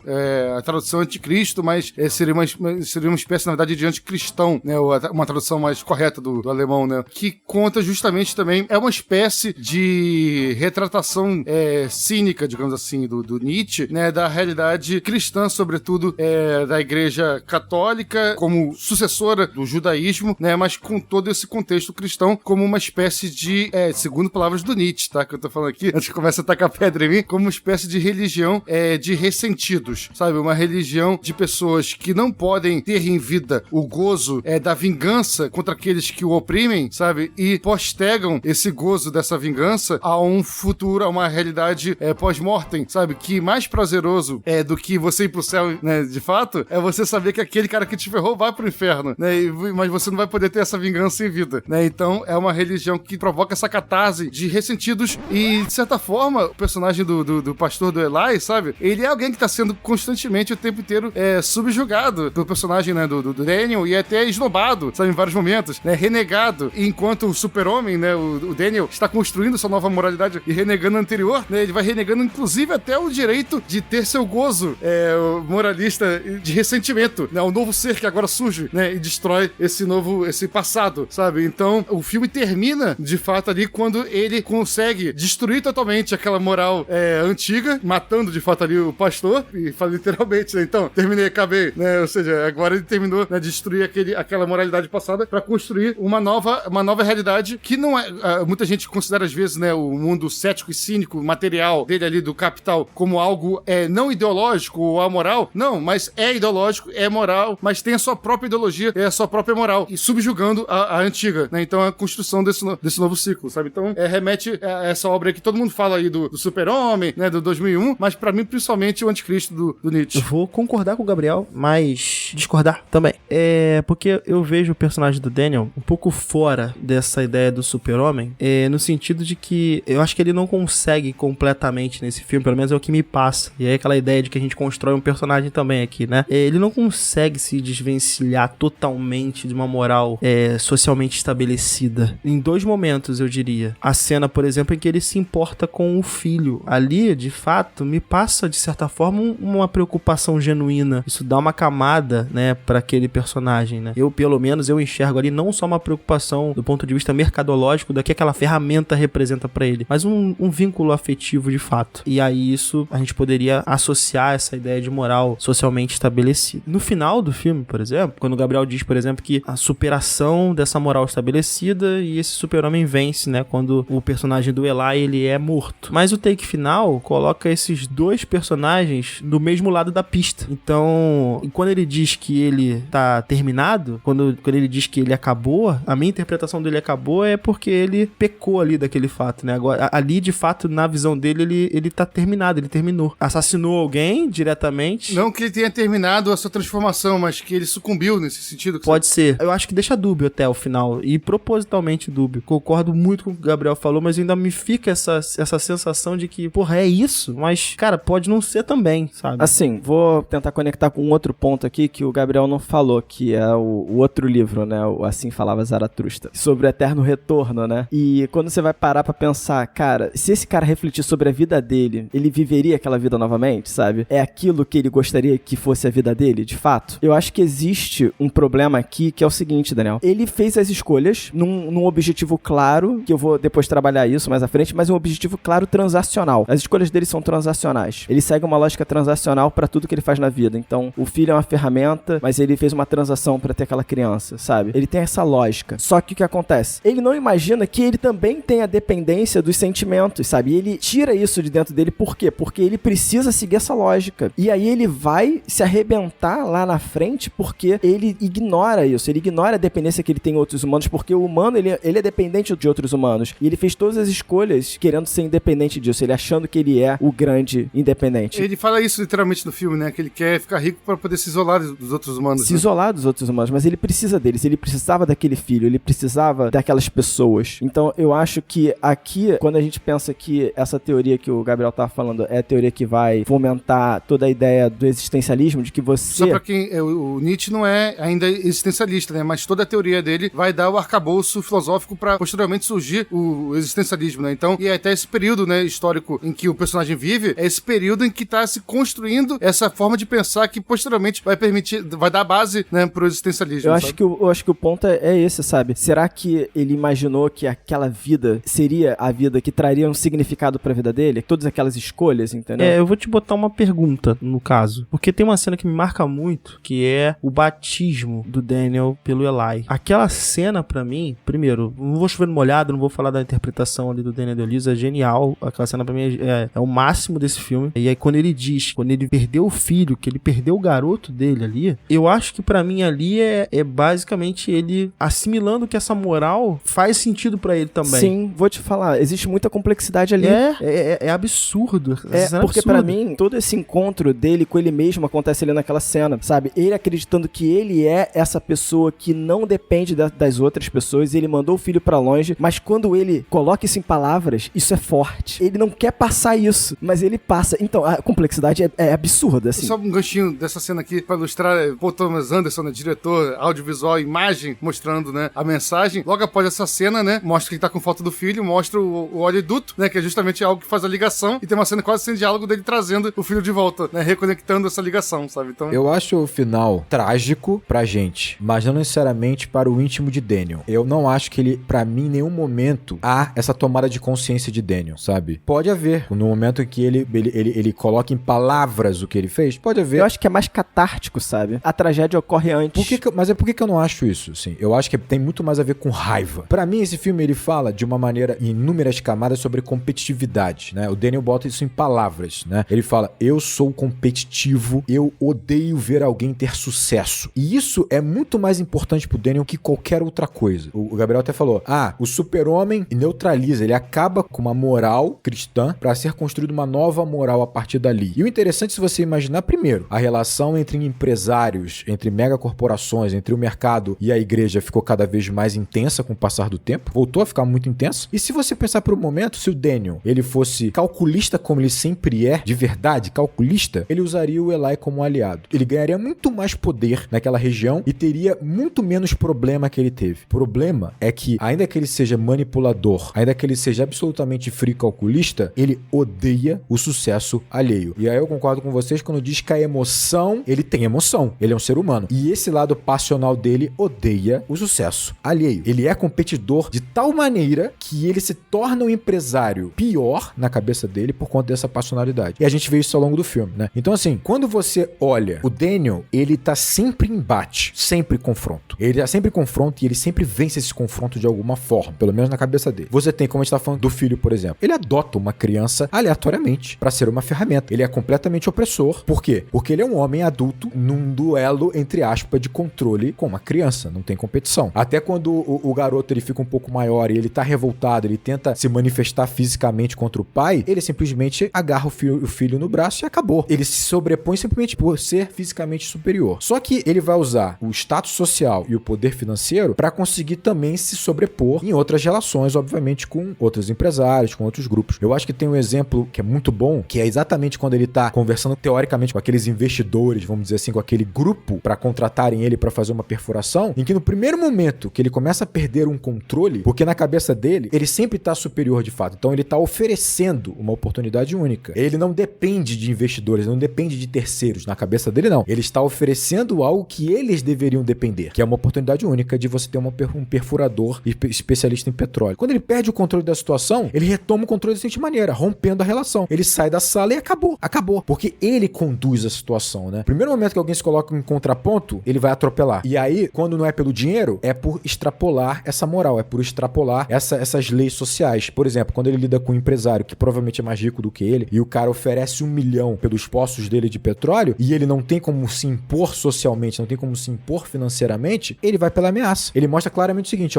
eu extrapolo um limite aqui, social, moral, que você não extrapola, eu sou perigoso. Acabou. Ele retoma o controle. O problema é que muitas vezes ele retoma esse controle por conta de um descontrole. Esse é o ponto. Então, quando a gente entra no grande adversário dele, que é o Eli, porque o Eli é um adversário, porque o Eli, ele não se submete simplesmente a um controle social por parte do Daniel, a um controle de ameaça, a um controle financeiro. Não é tão simples assim, porque o Eli é tão competente quanto ele. Você vai perceber o seguinte. Primeiro, o Eli vai acumulando algumas pequenas, não digo vitórias, mas pelo menos empates nesse duelo, né? Ele consegue os $500 para vender a informação, ele consegue um contrato melhor na venda do rancho, ainda que ele não consiga os $5.000, mas ele consegue um acordo teoricamente melhor, né? Ele tá ganhando influência na redondeza, não só com os fiéis, mas também com os próprios funcionários do Daniel. Ele tá tomando espaço no território do Daniel, isso vai obviamente contrariando o Daniel, né? Ele acompanha o Eli o tempo inteiro, só que pior, o Daniel, para retomar o controle, é a partir de total descontrole. É quando ele explode, né? Porque o Eli, ele cobra $5.000 na frente frente dos homens do Daniel, na frente dos funcionários do Daniel. O Daniel perde totalmente o controle com uma justificativa de por conta do sofrimento do filho. A gente sabe que não é o sofrimento do filho. Ele tá incomodado com o avanço do Eli naquela situação de poder e ele atropela fisicamente o garoto, ele afunda o garoto numa poça de petróleo. É completo descontrole, né? Mas de qualquer maneira, de alguma forma, ele consegue o controle naquele momento. Não, mas eu ia colocar o seguinte, Rodrigo. Você não acha que ele tem uma necessidade de ser um deus ali naquela região? Porque eu acho que o problema e o grande embate do Daniel com Eli Sunday, né? É justamente o fato de que ele tem essa presença dele querer ser deus. Tem um momento em que ele julga o pai da menina, sabe? E ele vai falar, olha, e ele não vai repetir esse comportamento. Porque ali agora é ele que manda. Então é como se o capital, ele pudesse colocar ele num status de deus. E ele não aceita, porque ele entende como mentira, então ele não aceita que as pessoas tenham outro deus ali. Não, eu acho que você pode colocar de uma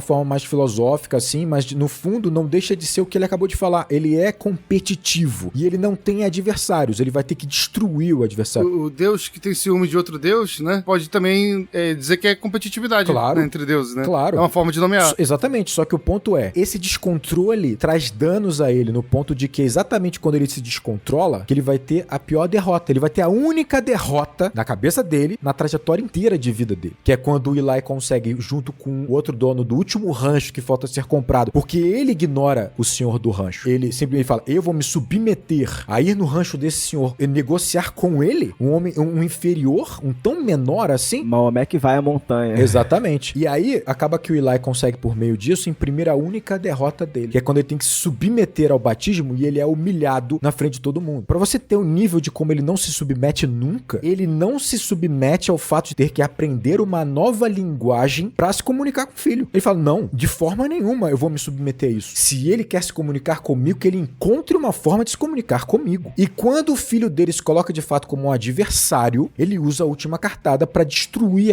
aquele embate, que é usar um passado que o garoto desconhece. Ele humilha o garoto, destrói qualquer relação que eles têm e qualquer importância que o filho pode ter pra ele. Ele corta a relação, tal como aquela família lá no início. Exatamente. Então, assim, ele sempre encontra uma forma ele rompe de tomar o controle, ainda que venha de um descontrole. O problema é que o Eli imprime a ele a única derrota. Por que eu acho que, pra mim, o final, para o Daniel, é catártico? Porque o que falta pra ele é essa última batalha, esse último desafiador, que é o Eli, que imprimiu a ele a única derrota. O que eu acho interessante é o seguinte, essa cena final, ela é estupenda, porque, por uma coincidência do destino, Deus leva a Daniel, o último adversário a ser derrotado. O última ponta solta da vida dele. Porque ele se transformou ele tem o império do petróleo e ele conseguiu se isolar da humanidade. Você pode julgar que é terrível, que ele tá bebendo cada vez mais, que ele tá se destruindo no isolamento. Não imagino isso na cabeça dele. Ele alcançou tudo o que ele desejava alcançar. O ponto é, perceba a relação. Enquanto no descontrole ele enfiou a cabeça do Eli no petróleo, sabe, naquela poça de lama de petróleo, o Eli encontra o Daniel com a cabeça afundada na pista, completamente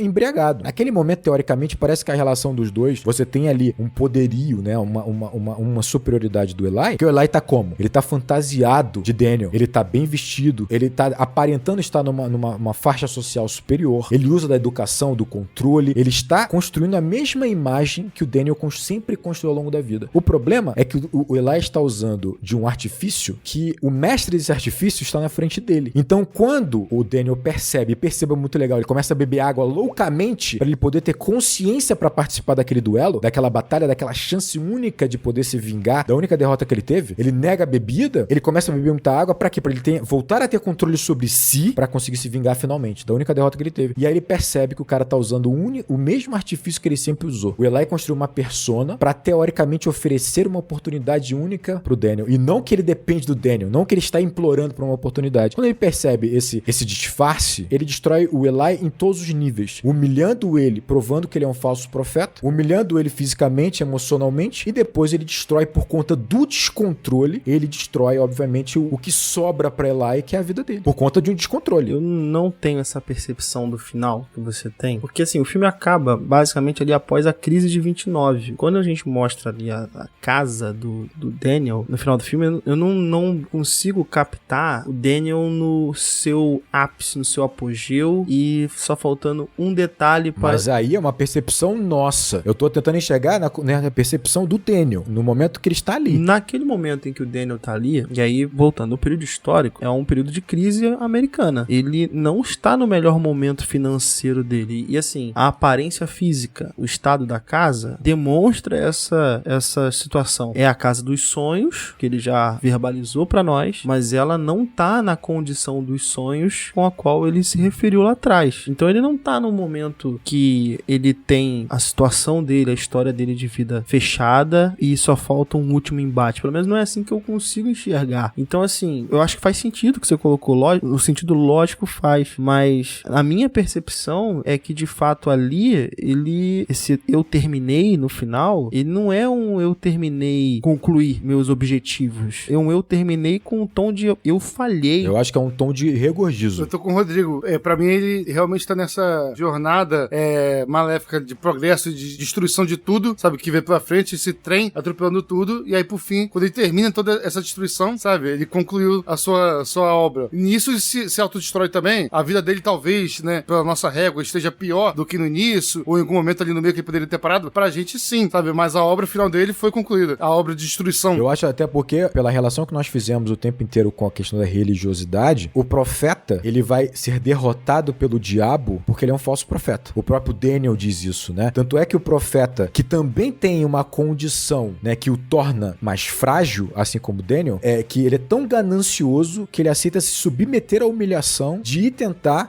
manipular o grande inimigo dele, no desespero de conseguir ali algum dinheiro ainda. Então ele submete a um risco gigantesco de passar por essa humilhação. Obviamente ele não imagina num risco de morte, né? Como vem a acontecer. Mas eu acho que Daniel conclui ali o único espaço que faltava na sua trajetória. Não pra gente como público que vê toda a ironia e contradição nesse percurso. Claro. Posso falar um pouquinho da minha percepção sobre o Daniel? Eu não tô com o Daniel, eu acho que eu tô com vocês nesse final aí. Eu também acho que o Daniel, ele termina catarticamente, né? É uma catarse pra ele. Ele finalizou a obra de arte dele. Talvez não conscientemente, mas emocionalmente, mas o que importa é isso, né? Ele tá sentindo ali. Eu também acho. Eu acho que ele finaliza a obra de arte dele. É aquele momento em que ele fala assim, ó, venci, sabe? Acabou. Não tem ninguém que me pare. Então, eu sinto isso. Mas a trajetória dele, ele se diz uma pessoa que ele não é. Mas ele não sabe disso. Esse é o importante. Ele acha que ele tá enganando as pessoas porque ele coloca o quê pras pessoas? Ele coloca sempre lá uma mentira do progresso que ele vai trazer pra aquela região. Ele traz a mentira da religião dele. Ele traz a mentira da família. Mas o ponto é que ele gostaria de estar naquela família. Por que eu falo isso? Pra mim, é uma complexidade nesse personagem que é muito difícil chegar. Assim, vamos lá. Por que eu tô falando isso? Quando ele leva aquele garoto, ele leva com a desculpa. Eu vou usar esse garoto aqui como a minha ferramenta. Mas ele se apega. Ele se apega porque você vai ver na cena da igreja, ele chora de verdade. Ele tem um momento ali que ele fala, caraca, eu fiz isso mesmo. Tem um momento em que ele encontra o irmão dele. Quando ele encontra o irmão dele, ele fala, caraca, eu encontrei algo que faltava na minha vida. É o momento que ele libera o garoto. Ele deixa o garoto ir pra fora da vida dele porque ele fala, essa minha ferramenta aqui tá obsoleta. Eu tenho uma ferramenta melhor, meu irmão. Ele vai trabalhar comigo agora nas vendas. Mas ele se importa sentimentalmente com aquele irmão. E ao momento que ele percebe que a traição do irmão é a mesma traição do falso profeta, é a mesma traição que ele faz pra população, ele só aceita que ele permita essa dissimulação. Ele só aceita que ele seja essa pessoa que traga a mentira. Concordo total, mas tem a ver com egocentrismo, não tem a ver com o sentimento que ele sente pelo outro, não. Pode ser, mas você viu que ele sofre e ele pega o livro que seria do irmão dele e ele abraça aquele livro, aquele diário, e ele vai percorrer as páginas daquele diário procurando um significado maior pra vida dele. Algo que ele deixou. É um personagem, Rodrigo, que eu acho que é extremamente complexo, porque ele vem passar a personalidade quase numa arquétipo, quase que unilateral, o personagem que segue uma lógica transacional, o personagem que segue uma lógica totalmente mercadológica pra tudo na vida, mas na verdade ali dentro tem uma lógica que é a lógica que todos nós seguimos, que ele quer esconder pra ele mesmo que ele segue essa lógica, e ele verbaliza isso. Eu sigo essa lógica aqui. Claro,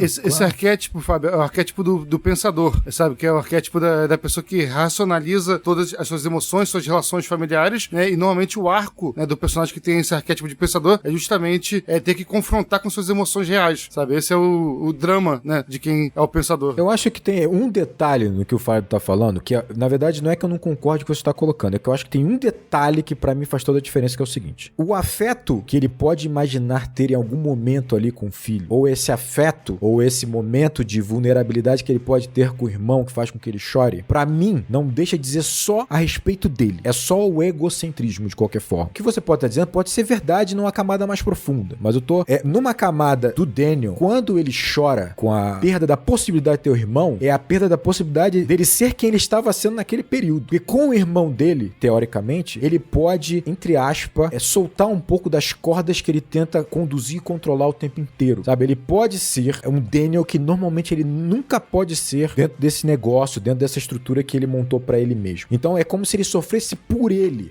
não pela dependência do irmão em si, mas pelo que ele poderia ser naquele período com o Eu irmão. entendo. Eu só acho que é uma lógica difícil de acompanhar essa lógica aí. Mesmo uma lógica pra ele racionalizar. Mas ele não tá racionalizando, pra mim é tudo sentimento. Ele sempre sofre por ele, cara. O mundo gira em volta dele, cara, completamente. Se você levar isso em consideração, em essa argumentação, todo sentimento é sobre nós, cara. Então, assim, eu acho difícil realmente... É que eu acho que ele tá num nível, eu acho que ele tá num patamar, cara, que tipo assim, que não existe. Eu acho que ele quer estar nesse patamar. Esse é o ponto, sabe? Eu acho que ele quer estar. Não, eu acho que ele consegue. Você acha que ele consegue? Por isso que eu tô falando, eu falei lá atrás, né? Eu acho que, pra mim, essa ideia do super-homem que o Gabriel tinha colocado, e aí eu tô com o Fábio nesse ponto, ele demonstra, por diversos momentos, que ele não transcendeu essa lógica. Ele não é essa figura isolada. Daniel, esses momentos que você pontua, né, que ele não transcendeu, eu concordo, mas a minha visão que é o super-homem em construção que é concluído no final do filme, sabe? Então, assim, todo aquele processo é o processo de construção, de surgimento desse super-homem, sabe? Então... Isso é uma alegoria, né, gente? É uma alegoria pra você encontrar sua própria felicidade, sabe? O super-homem é uma alegoria, não precisa ser dessa forma. Sim, mas eu acho que somos nós procurando a humanização nele que nós reconhecemos como humanização. Tá, cara. mas... Eu acho que é um exercício mais nosso do que necessariamente do Daniel no processo, pra mim. Pode ser, mas eu acho que é isso. É um filme que o personagem principal, ele vai passar essa camada sempre pra gente também, claro, sabe? claro. Como ele passa pra aquela população. Olha, eu sou isso aqui, essa lógica. Eu sou essa personagem transacional. Mas, na verdade, ali no fundo tem um outro personagem que ele vai escapando aos pouquinhos, em alguns momentos. E aí o filme tem uma parte, única parte, que eu acho que esse filme vai pesar muito a mão ali, que é o seguinte: o momento em que o HW vai embora, tem uma montagem com um HW pequeno e o Daniel lembrando de quando o filho dele era pequeno, aquela inocência, aquele jovenzinho que tava ali com ele e trazia felicidade pra ele. E nesse momento eu falo, putz, aqui o filme pesou um pouco a mão nisso. Pra mim é a manipulação do Peter Anderson pra gente. Como se a gente tivesse caindo na mesma estrutura que o Daniel tá oferecendo. Por que eu acho isso? Usando as mesmas cenas pra mim. Por exemplo, você pode justificar da seguinte maneira. Quando ele mata o falso irmão, ele descobre que de fato ele não é o irmão e ele mata o cara a sangue frio e ele chora segurando o diário, né, do irmão verdadeiro. Logo após, ele é acordado por um senhor de barba, que pode representar qualquer signo que você queira, né, convocando ele para o batismo. Então, você tem que ingressar na nossa fé, assim eu darei o seu terreno. Você pode encarar que ele também aceita não só pela terra, porque na verdade ele se sente culpado pelo ato que ele acabou de cometer e conscientemente está aceitando um batismo, aceitando o ingresso numa fé, talvez pela dor que ele está carregando, pela sujeira que ele carrega, pelo pecado que ele acabou de cometer, de matar um homem que até então a gente não tinha visto ele fazer. Isso pode. Não, você poderia pensar assim. Claro, como você pode pensar que você vê o momento que ele fala e esbraveja no batismo e chora falando do que ele fez com o filho, pode ser um momento emocionado e sincero dele. Claro que pode. Pra mim, o que pega é que, no final, depois de todo esse transcorrer da vida dele, que também você pode justificar que é por conta do alcoolismo, que é por conta do isolamento, pode ser o que for, ele tá, de fato, conectando mais com o animalesco dele, óbvio, né? Ele tá muito isolado, fora dessas amarras sociais e morais. Ali, quando ele toma água e vê o Eli, ele já está totalmente sob controle e construindo uma vingança. Não, eu concordo. Aí eu concordo. Ele sempre está construindo uma vingança, cara. E diga uma coisa, ele está humilhando o Eli pra ninguém, só pra ele. Sim, sim. Mas eu não acho que assim, eu acho que o que ele faz com o Eli é intencional, planejado ali naquele curto período de tempo em que é aquele diálogo. Não acho que seja algo emocional. Ali, acho que de fato não é puramente emocional, vamos dizer assim. Mas não muda a minha percepção de que ele tá cedendo ali a um momento, a um instinto que é dele, mas que ele sabe que levou ele pra um momento de vida com a qual ele não tem retorno, cara. Cada um tem sua razão. Eu só acho o seguinte, eu acho que se a gente conhecesse, ouvisse um filme do diabo, do Drácula, como diz o próprio Peter Anderson, a gente vai querer humanizá-lo. E se o diretor der pontos pra humanizá-lo, nós vamos nos abraçar, nos agarrar a essa humanização. E detalhe, a gente quer uma redenção. A gente quer a redenção final de algum nível, em alguma forma desse personagem. E por que o diabo tem que se render? Eu não tô dizendo isso não, mas, Rodrigo, o ponto é, o diabo que a gente tá colocando, ele é uma alegoria. Mas só que esse filme, ele não é uma alegoria. O personagem não é o diabo. Acontece que ele quer que você veja ele como o diabo. Mas esse personagem, ele é humano. Mas pra mim, o humano dele está nessa passionalidade, faz com que ele perca o controle. Ele exceda na raiva, exceda no descontrole. Pra mim, tá ali o humano dele. Não tá na conexão que ele faz com esses outros personagens. dependência de um afeto, de um elo com o irmão, de um elo com o filho. Pra mim não está aí. Eu só acho que é induzido como ele sempre induz. Então, agora voltando para um outro lado, assim, só pra poder contextualizar o que eu tô falando, porque eu realmente acredito que, sabe, você não tá errado pensando assim. Não acho que você tá errado pensando assim. O ponto é, eu vou concordar parcialmente que essa raiva que ele sente é de fato uma parte humanizada dele e é uma parte que ele vai deixar escapar também, talvez no momento que ele não quisesse, mas ele também vai usar como ferramenta em algum momento. Não, claro, isso eu concordo total. Sabe, a raiva Claro. é a ferramenta dele também. É a ferramenta dele distorcer a lógica da sociedade, porque é isso que ele tá fazendo. Isso eu O concordo dinheiro, total. a lógica dele é uma lógica transacional e ele vai distorcer a lógica da sociedade sempre que ele puder pra poder favorecer a lógica dele. E aí, eu acho que esse personagem vai seguir assim sempre, acreditando que ele pode seguir assim, até o momento que ele se encontra na cena final com o HW indo embora. O momento que o filho dele vai embora e ele pensa, não tem problema, esse garoto é só minha ferramenta, eu vou humilhá-lo também, porque eu tô com raiva, ele vai ser meu competidor, é a lógica dele trabalhando. Mas o momento que ele vai embora, vem a montagem. Pra que vem a montagem? Pra falar, olha, tudo bem, você seguiu a sua lógica, mas ela tem um preço. E o preço tá aqui, tá nessa montagem. Um sentimento que vai ficar perdido aqui pra você. Mas que ele não consegue de forma nenhuma ter ciência dele. Nenhuma forma. Exatamente, tá ali, tá profundo. Essa é a complexidade. Tá ali, tá profundo. Essa é a complexidade, tá profundo. Beleza, aí eu concordo com você. Ele não consegue se equilibrar, né? Ele vai se afundando numa tragédia e aí a gente chega nessa conclusão do Daniel, de que ele, ao mesmo tempo que ele acabou sua obra, ele se acabou. Tá no subconsciente que não chega nem perto da consciência. Porque sim, tá ali. Era isso. O sentimento tá ali. A tragédia ocorreu ali. A tragédia pra mim ocorre ali. O resto é arte. O resto é a arte dele. É a finalização da arte. Só pra deixar claro O aqui. problema é que quando você tem essas camadas que você tá colocando humanas, vamos deixar assim, humanas, tá? Essa dos afetos, das relações, do preço de você romper com o filho, bababá, tá tão no subconsciente, isso afeta, isso corrói ele progressivamente, mas isso não transforma o personagem. Não transforma as atitudes dele. Ele só vai se afundar mais. Tá ali, tá subconsciente. Então tá... é como se fosse uma redenção pra gente só. Pra gente como espectador. Ou então uma tragédia pra gente só. Porque tá tão profundo no subconsciente dele que nem chega próximo da superfície. Lembra que eu falei dessa catarse do Nietzsche, né? Pra gente poder ter esse gozo desse ressentimento, né? De ver ele no seu inferno. É pra gente. É pra gente, mas é pra formar pra gente que, ó, tá lá no fundo, tá? Ele tá ferrado. Bem no fundo. E aí a gente poderia ficar aqui mais 40, 50 minutos conversando se esse fato dessa sensação tá no fundo do personagem, lá no interior, no âmago dele, de certa forma faz com que ele tenha sucesso ou insucesso nessa situação aí da ideia dele ser uma ruptura, uma quebra de paradigma, né? É que às vezes eu acho que parece uma resistência nossa, da existência de monstros, cara. Não vamos voltar nessa discussão, porque se a gente voltar nessa discussão... Mas não, chega. Vamos voltar nisso não, pelo amor de Deus, que a gente já tá há muito tempo. Mas assim, só queria chamar a atenção, e aí não só nossa, mas de quem tá ouvindo a gente também, que a gente tá aqui há um bom tempo, e o tempo que você tá ouvindo no programa não é nem perto do tempo que a gente levou pra discutir isso que a gente tá discutindo agora. A gente está num ponto onde esse personagem termina, ele fala uma frase que é, eu terminei, e a gente tá discutindo diferentes interpretações pra essa frase, e o que isso significa pra ele é 40 minutos, cara. Isso é bizarro. Assim, a gente talvez não tenha ficado numa discussão dessa até agora. Nós temos 43 programas, 44. Tá muito complexo, né, de fato. E assim, eu acho que o Rodrigo colocou um ponto. A gente vai ter pontos de vista e nenhum deles aqui vai estar 100% errado e nem 100% certo. Porque não é pra ser certo ou errado também, não é pra ser isso. Isso é ótimo.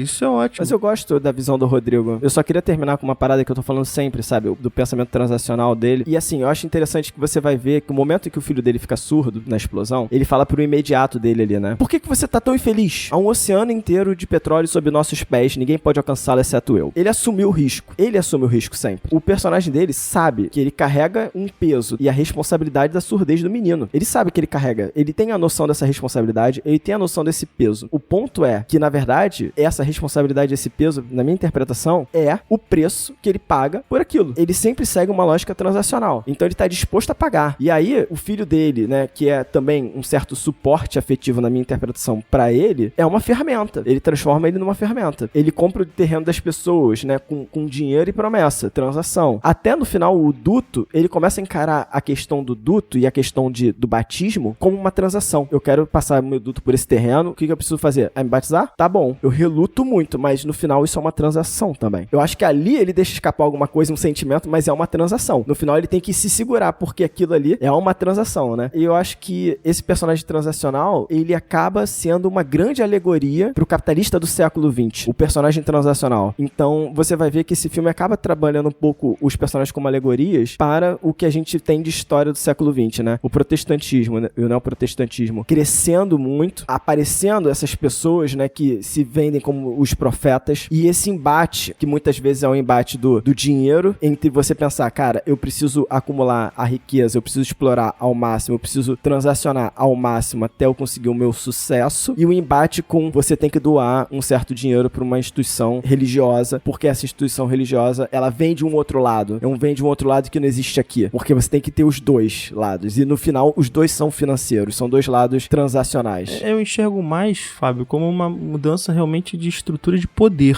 Eu acho que aqui é uma mensagem muito clara, e quando no final, né, o representante máximo do capital, ele mata o representante da religiosidade, tá deixando muito claro de que quem tem mais poder no sistema vigente é o capital, né, sem sombra de dúvidas. Não, e não só isso, né, quando o Daniel, ele grita, ele fala, eu sou a terceira revelação, né, quando você considera a primeira revelação é Moisés, segunda é Jesus Cristo, e a terceira seria Allan Kardec, a linha do espiritismo, né, quando ele fala, eu sou a terceira revelação, é exatamente isso, né, agora o mundo vai ser guiado por esse viés, né, um viés do capital, obviamente. Capital representado ali, uma questão de propriedade, mas ali pelo petróleo, né, ele deixa claro isso, né, quando ele tá com o profeta falso nos pés dele. Assim, né? é porque a religião ainda tem muito controle, né, eu entendo que o matar não necessariamente seja eu eliminei, ela ainda tem muito controle social, né, mas de fato quem impera é capitalismo, não tem como. Cara, um detalhe que eu acho muito interessante é que, assim, o filme, até por essa mudança de casting, né, tipo, eram pra ser dois irmãos, aí o Paul Dano, que realmente manda muito bem, atua muito bem, ele acaba fazendo os dois irmãos, ele faz o Paul e o Eli, e o interessante é o seguinte, né, fica no ar se o Eli, ele tem ali uma personalidade dissociativa, ele tem uma dupla personalidade, ou se de fato são dois irmãos gêmeos, né, porque o Paul nunca aparece junto do Eli. E o engraçado é que, pra mim, ficou muito claro uma coisa, que o filme te dá uma dica clara, pra mim, que o Eli, quando, no final da cena, do final do filme, ele oferece uma bebida, ele vai buscar uma bebida para o Daniel também, pra eles começarem a negociação, ele pega 3 copos, ele enche 3 copos, e ele toma 2. Ele deixa o do Daniel no canto, ou seja, pra mim, são 2 personalidades da mesma pessoa, e essa dica vem nos 3 copos que ele serve. Pode ver lá que são 3 copos. 3 copos. Caramba, Rodrigo. Então lá, tá aí, 3 né? copinhos. Boa. Eu gosto disso, Rodrigo. Pô, me vendeu, hein? Pra mim me vendeu, pra mim Rodrigo. Foi uma solução do Peter Anderson que eu achei muito boa e gera mais uma camada pro Eli que faz com que ele seja interessante, porque o Daniel não compreendê-lo completamente, talvez porque ele tem essas múltiplas personalidades, seja muito mais complicado e confuso pra compreender, que torne ele um adversário tão bom ao longo de toda essa trajetória. Faz um certo sentido, até porque o personagem do Eli, ele também tem certos rompantes físicos, né, expressivos. Me vem aqui à memória, por exemplo, a primeira cena do exorcismo da artrite da mão da senhora, é isso? É uma artrite. É até interessante justamente que ele tá tirando o demônio dos ossos, da estrutura da mulher, né? É, sim. O mais interessante pra mim dessa cena, já que a gente resgatou ela aqui, é como esse exorcismo é feito em nós, telespectadores. Ao expulsar o demônio da igreja, a câmera nos expulsa da igreja, né? Nós somos os pecadores de fato, né? Na visão cristã. Então, é interessante esse jogo de câmera também, né? Mas eu acho legal essa ideia do Eli como 2 personagens, porque ainda tem uma questão que você pode pensar nos 2 irmãos, né? Uma questão meio Caim e Abel, né? Alguma coisa assim, né? 2 irmãos que lutam por um determinado poder, né? E eu acho que tem a questão da persona, né?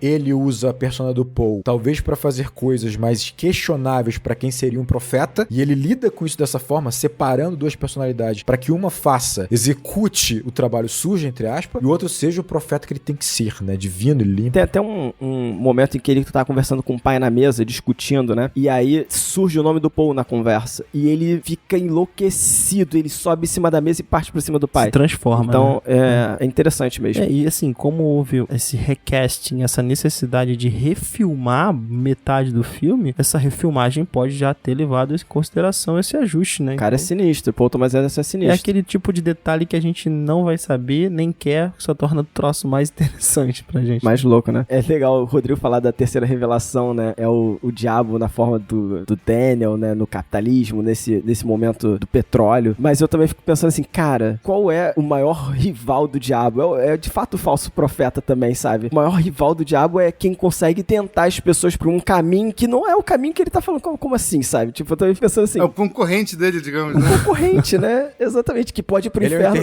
presidiário que acaba pegando tudo no meio do caminho, né? Que toma pra si tudo. Tomar o lugar dele, né? Eu fico assim, caraca, né? Tipo, então eu fico com muita essa ideia do falso profeta disputar o espaço com o diabo, sabe? Então eu acho isso muito legal. E por último, esse filme não apresenta personagens femininos, né? Basicamente, todos os personagens femininos não têm voz, quase não tem presença, né? E eu acho que isso também é uma forma dele falar o quanto esse momento da história esconde esses personagens femininos, né? Quanto esse momento da história, ele é um cenário muito machista, né? Tanto o cenário lá da igreja, como o cenário do capital, né? Da indústria do petróleo. Perfeito. Totalmente, sem dúvida nenhuma. Ao ponto da gente ver o filme e realmente não problematizar a ausência de personagens femininos, né? Isso já, por si só, já mostra, né? Como essa estrutura Exatamente. tá até interiorizada em nós, né? É um filme pesado no final, assim, sabe? Tipo, e complexo. Então, falar sobre esse filme é muito difícil, cara. E o Marcel tá ferrado, que já tem quase mais de 2 horas e meia de programa, ele tá ferrado. Com certeza tem. Mas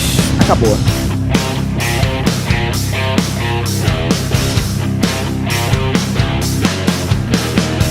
Galera, muito obrigado por ouvir esse programa até aqui. Eu gostaria de agradecer a todos os ouvintes que também divulgam o Enquadrando. Por favor, se puder, apoie a gente e fale com a gente nas nossas mídias sociais. Então, se você quiser encontrar o Enquadrando lá no Twitter, você pode entrar em contato com @enquadrando_. Lá no Instagram, @enquadrando_oficial. E você tem nossos YouTubes, que tanto é o YouTube do Acabou de Acabar, como o YouTube do Enquadrando. E por fim, se você quiser mandar um e-mail pra gente, você pode mandar por contato@acaboudeacabar.com.br. Ah, e mete 5 estrelinhas lá no Spotify, hein? Eu falei que você ia esquecer no início do programa, esqueceu, né? Isso aí, então isso aí. vai aqui no final e mete lá 5 estrelinhas. Muito obrigado, galera, vocês que fazem esse programa aqui ser feito realmente, porque tem que ter força pra poder fazer esse filme aqui, hein? É bravo. Então é isso aí, galera, um grande abraço. E bons filmes.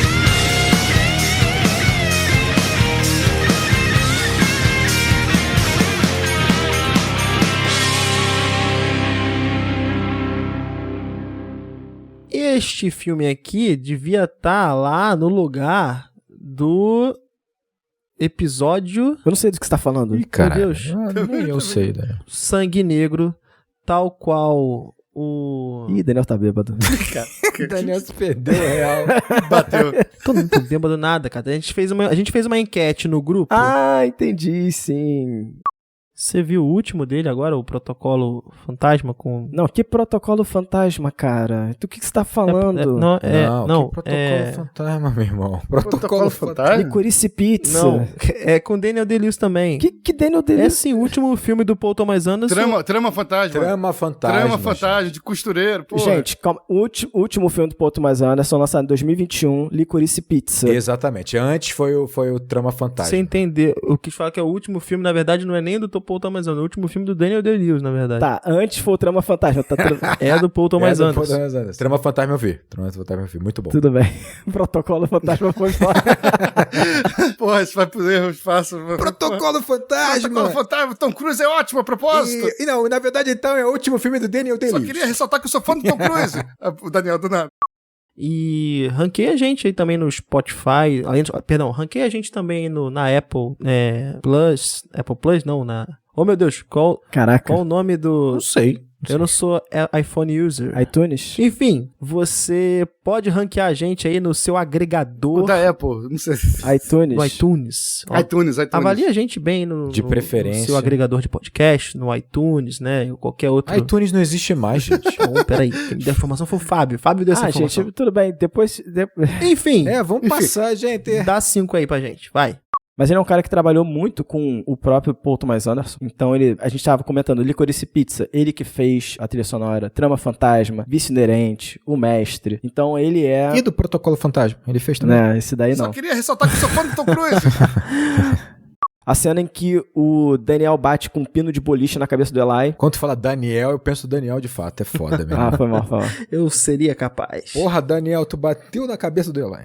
Eles têm uma base toda composta em cima da filosofia do Nietzsche. Então, se a gente fala de também sangue negro sem relacionar com essa filosofia, acaba ficando um pouco mais vago, um pouco mais pobre, né? Então, Gabriel, vamos salvar? Tá, vamos salvar então. Tá, vamos salvar e eu meto E aí Nietzsche. a gente pode continuar com isso. Porra, vamos. Vamos salvar e eu meto Nietzsche.